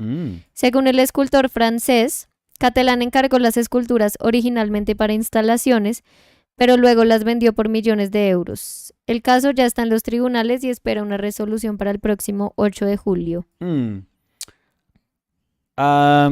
So it seems to be like there was an agreement that the sculptures would have a particular goal, a particular use, or a particular way of being exhibited. Yeah, so they were intended to be part of a show and not to be sold. Well, and apparently, that's what the article says. Yeah, but usually all those things are in some way sold. Usually. I mean, these enormous sculpture projects, they are financed, but in many ways they are also like sold already when they're done. It's very, very strange to see one of these, like, projects that cost probably tens of thousands or maybe hundreds of thousands to produce, to be out of the pocket of the artist. Like that very rarely, if ever, happens. So they already have money that is being paid by somebody. Yeah, but so apparently, according to the article in Spanish that I was reading, the things, like the specific work he did, one was sold for $3 million. Oh, for the sure. other one for 17. Whoa. That's a lot. And the price of the others is not discussed, but it said that Druet, which was the Sculptor? person who who did the sculptures, is asking for 4.5 million euros. Yeah. So less than what he got, but just a part of what he sold. So yeah, as always, Danny, none of these conversations would be had if they did a proper if they did. Well, yes, contract, and if they didn't sell for that amount. Yeah. As soon as something sells for that amount, it's like, what the hell? I worked on this and they paid me, let's say, maybe he got paid, I don't know, 20,000 euros to do this, or 30,000 euros, 50,000 euros. And he was told, it's like, hey, could you do this? We're going to exhibit it here. But the thing is, like, if he agreed to that, like, he has no right to then just come in and say, wow, I deserve more because the piece sold for millions. No, it doesn't work that way. I mean, it's sad, but it doesn't work that way. And I'll give you an example. Like, they paid me for my works. The person who was like like representing intermediary, in my works, he would buy off my works and he would pay me like cash, like even before I was finished a lot of these works. And when he paid me, we had agreed on on like a certain amount, and I was okay with that amount, and I got paid that amount, and I was happy with that amount. And I would later on know that he would sell those things, he would resell them for about 4 times as much as I got paid. And I have to be okay with that, because that's not the moment where you're not okay. The moment where you're not okay is when you're doing the initial, when you're doing the initial contract and somebody's telling you, hey, I want to hire you for this much to produce this. That's the moment where you say, no, I'm sorry, but you're going to sell that for millions. Like, your profit is going to be enormous. You're going to sell that for millions of dollars. So no, I'm sorry, but no. I'm going to, if you were going to pay me 30,000, I want $1 million. And then it's like, what? $1 million? Are you crazy? No, I'm going to look somewhere else for somebody. It's like, okay, good luck. Go. I'm the best, sculptor, wax sculptor here. I know how you want your sculptures to be. I'm sorry, but go try to find another person. And that's between the two of them. That's like something that those two artists have to figure out. But that's the moment where you say, I want more money. Not when the resale value of whatever you worked on goes through the roof. So if they had a contract where he would get a percentage of something when it was being, maybe that's the thing. Maybe he was getting a percentage of something when it was being sold, and he got a percentage the first time, and then it was resold, and Catalan maybe got some more money, but he never got the money. So he wants like a resale. Because, it says. Okay, go. I'm going to read a part. It says, but would Druet have made those 9 sculptures without Catalan? No. It says, quote, they were his ideas, but my way of making them. Druet said in his studio the day after the trial opened, it's the life that I give to each character. I express myself in what I do. Well, but he was doing the idea of someone else. So, yeah, what you were saying, nope. Yeah, like the Pope being crushed by the meteor. Like, Yeah, John yeah, yeah. Paul II being Yeah, crushed. That's amazing. Because he did that one. I'm guessing like that's one of the ones that he would That's do. the one. No, I think he did another one of Hitler, and I think that one's the one that sold for 17 Oof. million dollars. Jesus Christ. It says after him, Yeah. the title of a work, Okay. sold for 17 million at an auction in 2016. It's not hard to imagine why Druet may have felt like he got a raw deal. Right. Perrotin Gallery said it originally sold that piece for 33,000 euros. Of course. The formerly trained sculptor was paid an estimate total about $280,000 Oof. for all the work Catalan commissioned from him, according to Perrotin, and never signed a contract. Oh, there you go. But Duret, whom Catalan and Perrotin discovered through a Paris Wax Museum, claim he took the legal route to set things right. Yeah, but they didn't have a contract. No. How could you fight that? No. If it was like a verbal agreement, and if there's like, there's nothing written. No, I'm sorry. That's like impossible. And again, only when he saw the auctioned off like prices, he got mad. So it says, since his claim Druet hasn't been working as much, the additions of wax characters he made for Catalan years ago, Hitler the Pope, are always inside in the studio, yet the figures are not what he considers his real artistic practice. Wait. Because I want to see if he was trying to like ask for something, like money, ask for a commission. No, to them directly before. Because it says his frustration with the Italian artist as well as Emmanuel Perrotin became more pointed as we talked. Perrotin, quote unquote, promised me that the gallery would talk about me and bring me a lot of commissions. They never did, remembering the dealer's first visit in 1999. Yeah, but that's like I don't want to be in the side of like, the money grubbing like gallery and artist, but I have to be like fair too. Like you can't have like verbal agreements on that type of thing, and not with like one of the most famous living sculptors. Like you can't just do stuff like that. I feel so bad that he wasn't advised to have like everything put down on paper. And it would have been amazing if he would have said, no, I want to be paid a percentage. I want to be paid this much to make it, which can be lower.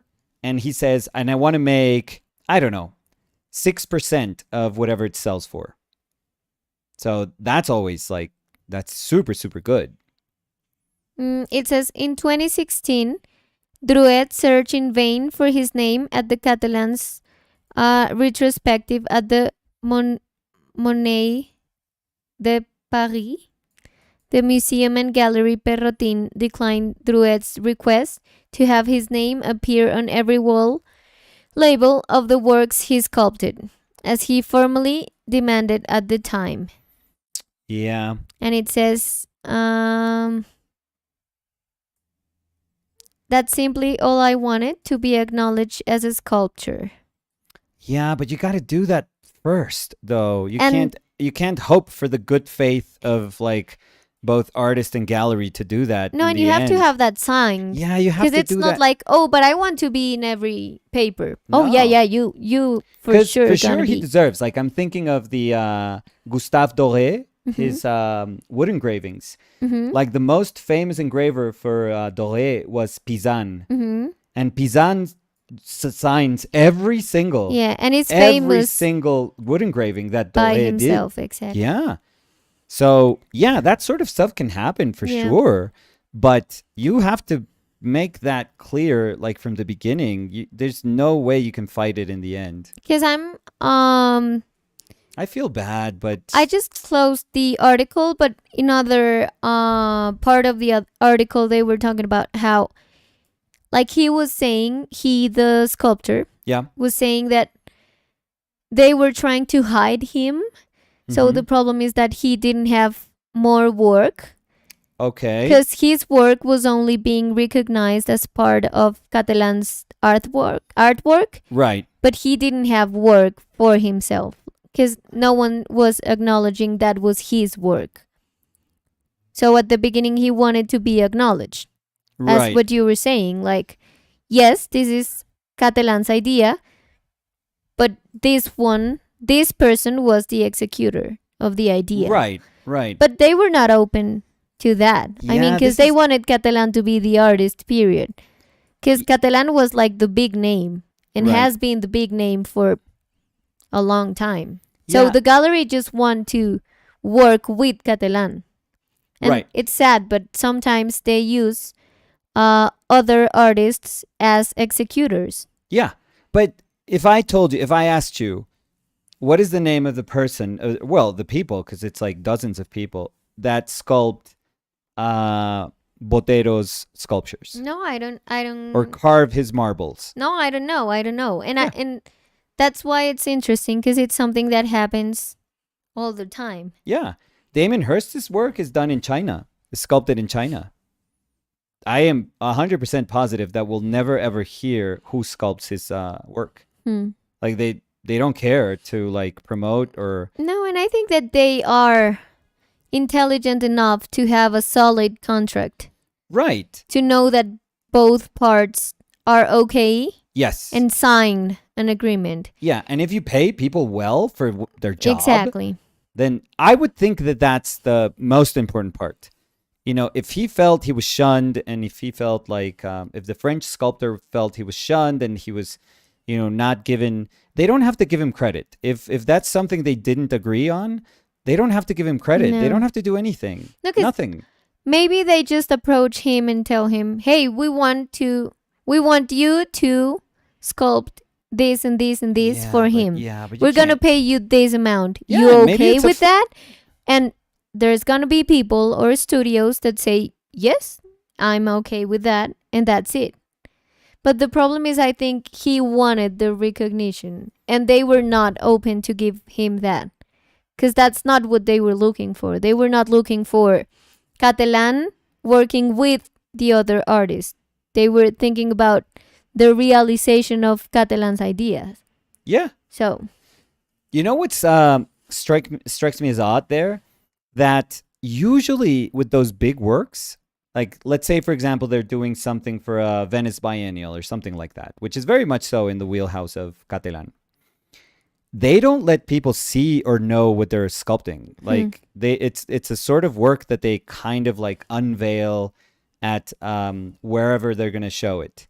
So usually that sort of stuff has like confidentiality like agreements, like non-disclosure agreements and stuff that you have to find that you have to sign. I remember when my former roommate, she worked at for a very short period.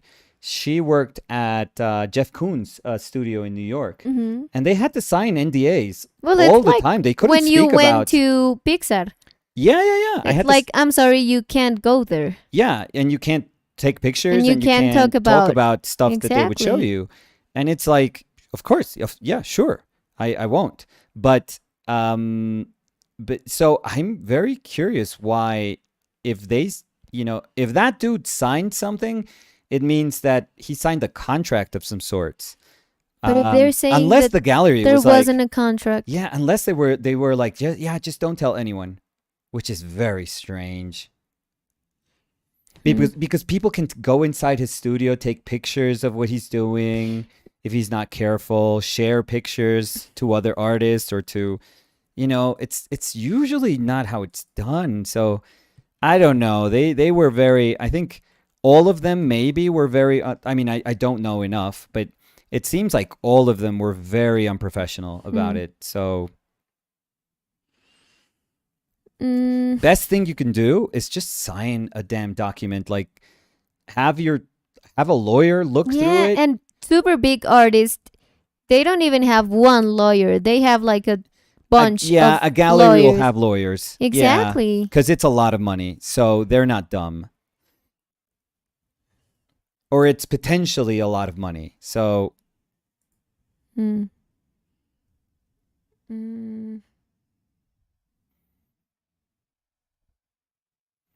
yeah, very weird story to happen like nowadays. I'm sad that he feels in some way that he was treated unfairly.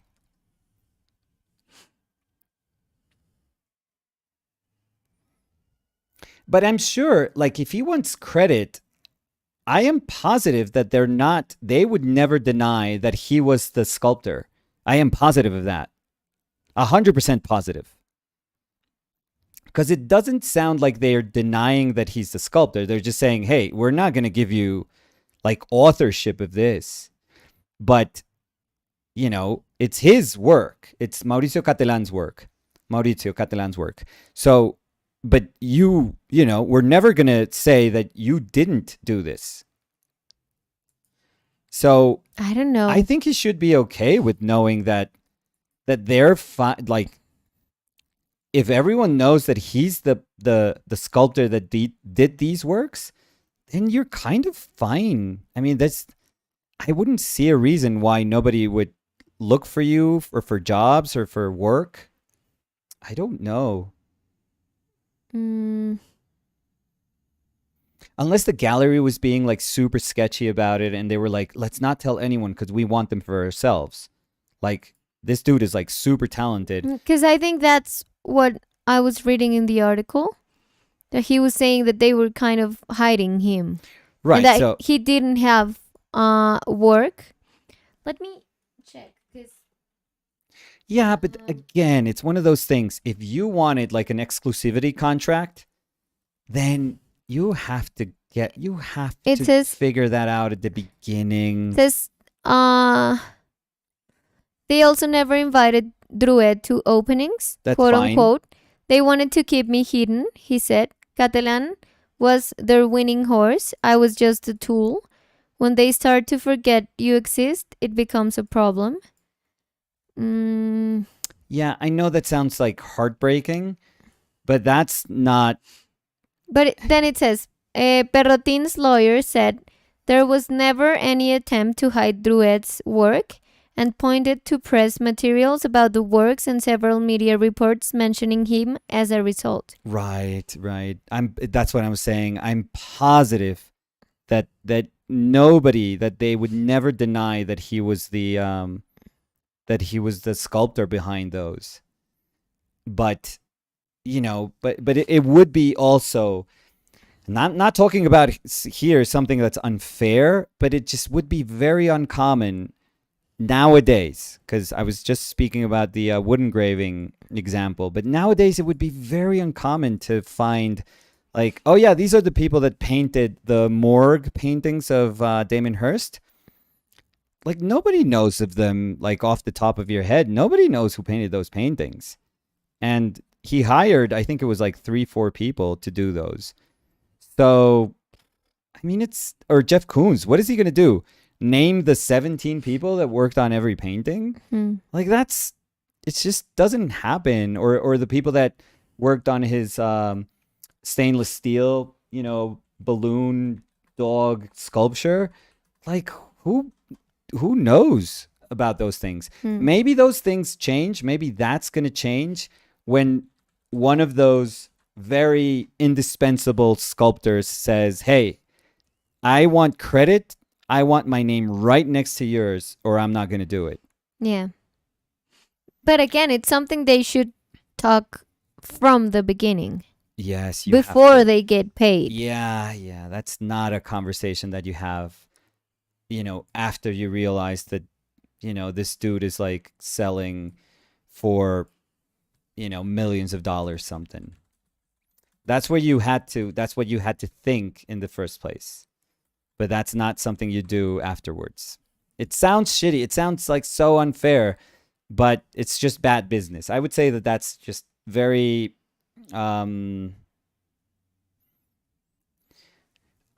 very bad business on the French sculptor's part. I'm sorry, and I feel terrible, but it is what it is. Mm, let's see. Eh, Lola Onigiri Mm. manda una carita como pensando y dice, mi no entender, en casos como estos, la gente porque paga por la idea de la ejecución, aunque no la haga el mismo artista, marca personal. ¿Cómo así? ¿Cómo así? Sí, En no casos entendí. como estos, la gente porque paga por la idea de la ejecución, aunque no la haga el mismo artista, marca personal. No entendí. No entendí. De pronto Lola nos puede explicar un poquito más. Sí, es que había como muchas ideas en ese comentario, como más de una. Nicolas Mijarevich was saying, amazing painting, Nicolas. Love the unfinished arms.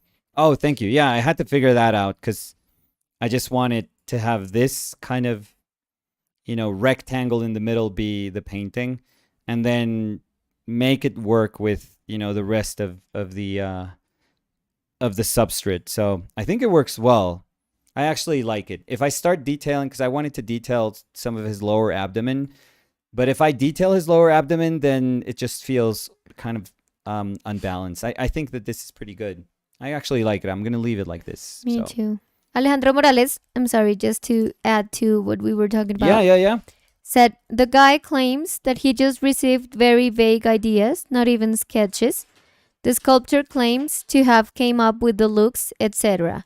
But I was also going to say that in the article I was reading, they were saying that the sculptor was claiming the installations, and the lawyers, Catalan's lawyers, were saying that all the puesta en escena, how do you say that? Like all the setting, everything around it was made in a different place, and was like Catalan was paying different people to do different things. Yeah. So they were saying that he's trying to claim the ownership of something he didn't even made.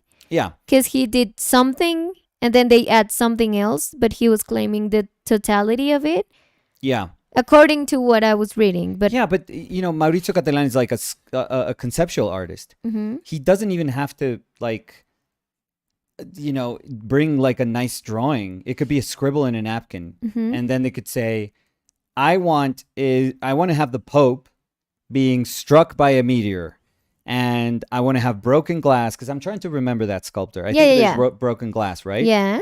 And it hits like his knees or his legs. Yeah. And then he has like his staff. I forget what the papal staff is called. But and there's like a velvet rug. Yeah, the like red. The one, yeah, red exactly. rug. Right. But that could be it. Like, this is the meeting. That could be the meeting. And the guy says, great, let me do this. And I'm sure they didn't say that and then never saw him for like years until he gave them the piece. No, I'm sure that they went to see what he was doing and they were probably like, oh, what could be cool? Like the hand could be up here. I am the positive. facial yeah, gesture they don't, can be... because it's a project. They don't leave a project to like anyone just like, okay, later. Yeah, do this, ciao. Like, that's it. No. So maybe that dude has like feeling that there was a ton of involvement in the piece. And I think that, sure, like his involvement was in the execution of that piece. And it's like tremendous. Like he deserves so much credit for we should acknowledge that, oh yeah, this is the sculptor that works with Mauricio Catalan. But like I said, I don't think they're denying that that's the truth. I'm sure that they're like, yes, 100%. He's like a genius. He's so good. He's the one that did that executed the sculptures. But I have a feeling that none of this would have happened if he got paid a lot more at the beginning. Yeah. I don't think this Or is if about he got- ownership or authorship. Or if he got a percentage of Yes. the second Yeah. time. Like sold. secondhand market every Yeah. time. Like, I know this 'Cause sounds it crazy, wasn't but this it is. was. Oh, Yes, I'm Danny. sorry. No, go ahead. No, that it wasn't a second market. Yeah. Because I was reading that Catalan got that money the second time he sold it. Yeah. So But it's not like some Yeah. gallery sold it, because then Catalan wouldn't even get the money. I Just the know, gallery. I know. So I know. So, mhm. you could have a contract saying that you want a percentage of future sales. That's it. Yeah.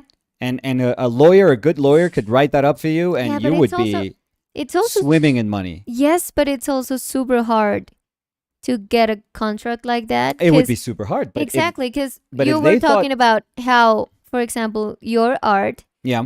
has been sold in second markets, Yeah. in different markets, and you don't get the commission of that No, never.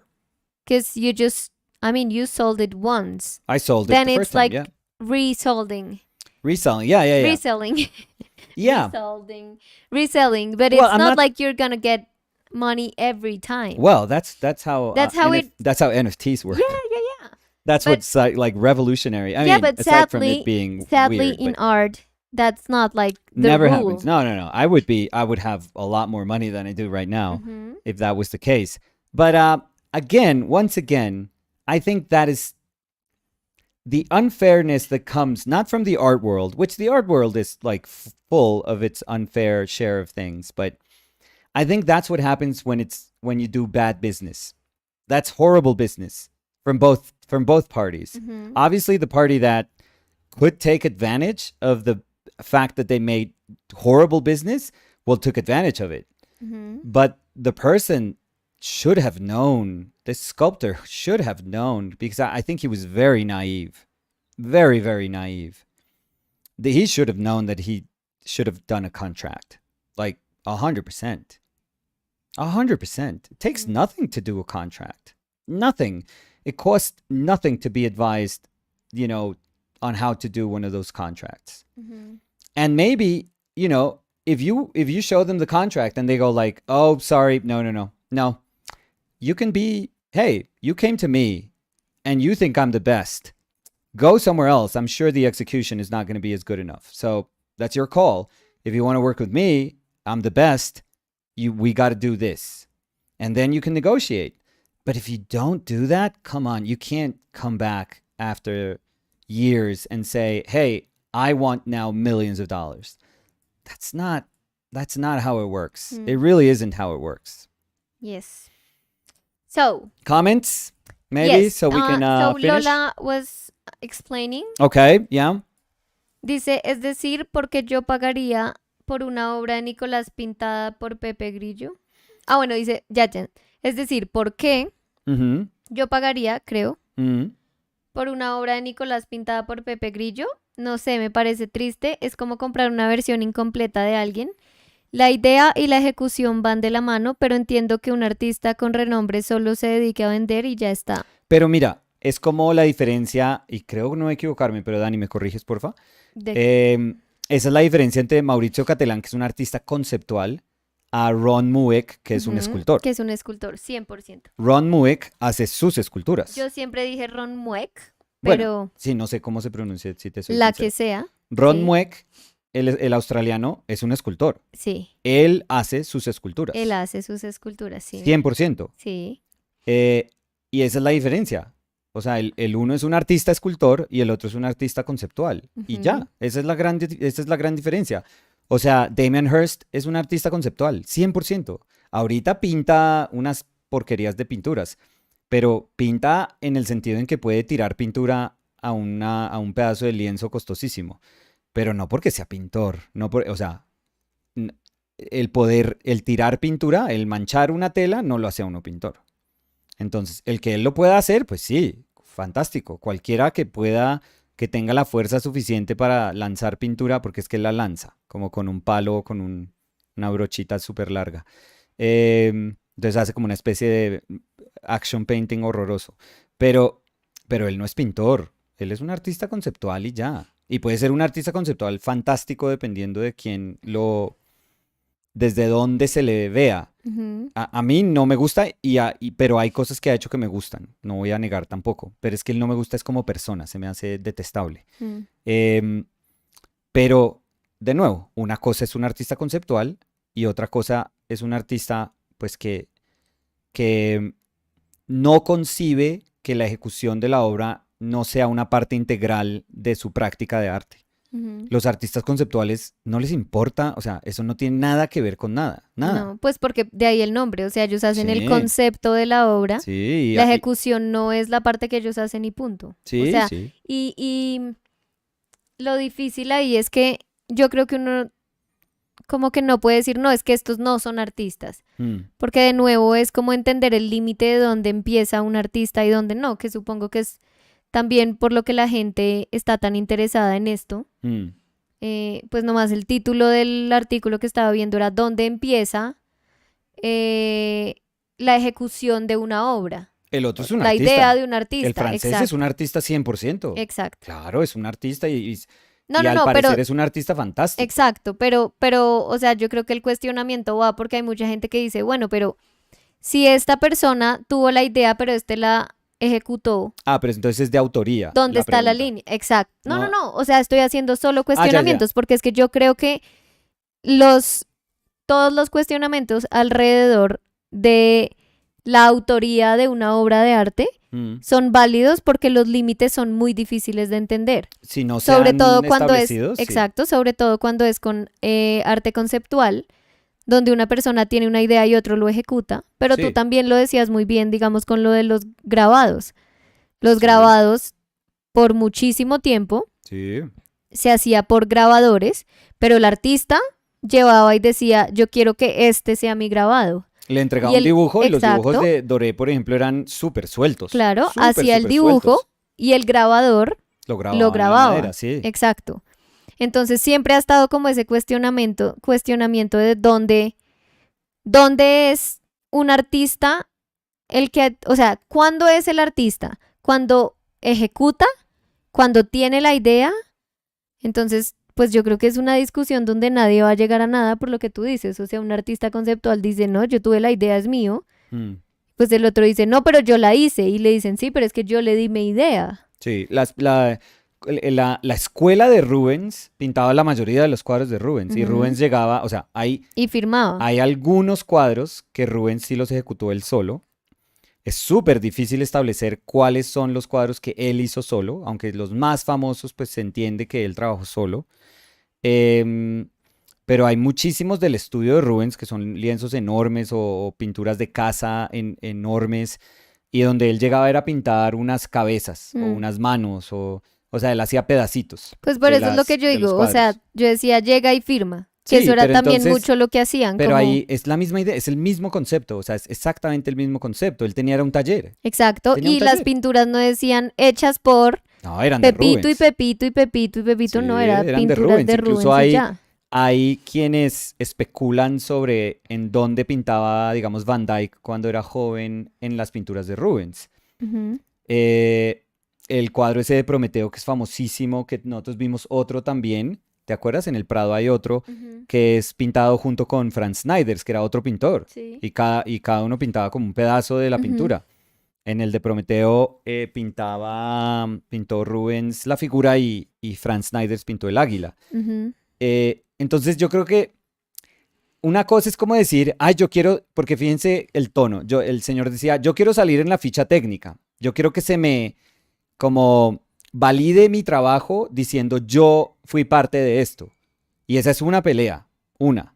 Pero la otra también es como, no, es que también quiero plata, porque era mi trabajo. Entonces, ¿es de autoría o es de plata? ¿O es que Mm. quiero un porcentaje?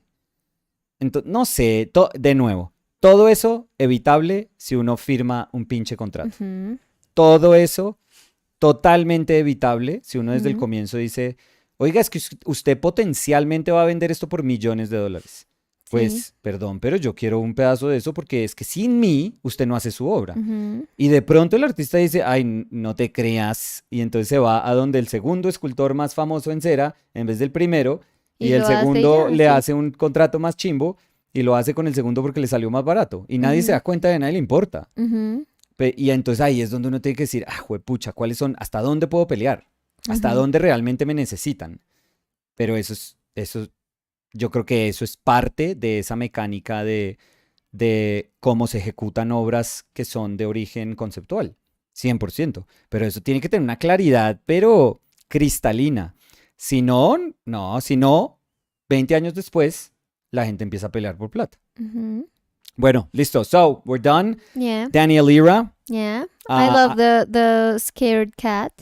Yeah, we're gonna leave it Yeah. because if I have to paint something, I have to ruin it because well, I could use like that color. I could kind of mix that color, but I think it would be dumb. And I love when our paintings also become anecdotes. Mm-hmm. That's we spoke for 2 seconds about the Puss in Boots movie and the Yeah, cat. when live conversations filter the paintings. That's I think it's that's life. yeah, That is life. it's our painted lives. There we know? go. So I like the painting. So I feel he looks like he looks beaten, but beautifully beaten. Like he looks like a person that has battled like 1,000 battles, mhm. and it's time for him. Although he said he wouldn't retire, which is crazy. I think he should retire, but he looks like a person who's fought his whole life, Mhm. and that's incredible. So Yes. So yes, thank you everyone for joining us today, yeah. and we'll see you tomorrow. Tomorrow, yes, Thank you for where the we'll cool, paint GD. No, we'll not. Thank you for the cool conversations. Yes, Always. always. And for always being here Yes. with us. So, do you want to add something else? No, if you're working for some artist, just sign a contract. Yeah. Sign a fair contract. And be happy with what you are receiving. well, 'Cause not I think not be content, but no, happy. That's Yeah. why I'm sad. Like, work Be for something that okay. it's like, yes, I got paid what I wanted. exactly. And be okay with asking too. Yep. Because I think that when you think of a bigger artist and they ask you to do something, sometimes Yeah. you just do it because you feel you can't ask, because you feel you're smaller than them. Yeah. And that shouldn't be that way, because then 20 years later, or 6 or 10, you would be in a legal fight. Imagine the Like the this. seamstress and seamstresses. I don't know. I don't even know the gender of that word. I'm sorry about that. That worked for John Galliano Hmm. doing his like amazing, couture fashion dresses art. And what he did was a drawing, and then he would come and say, no, I want this shape and this, but the execution was always on the seamstresses. Yeah, I mean, Alejandro Always. Morales was saying, so it's in Spanish, so I'm going to try to translate it while I read it. Please. He was saying it's a little bit like an architecture studio. The design is signed. It's signed by the architect. Yeah. 100%. By the architect. And the measurements, Yeah. like all the engineering and the construction Yeah. are done by different Of course. empresas. Yeah, Frank Gehry does a squiggle.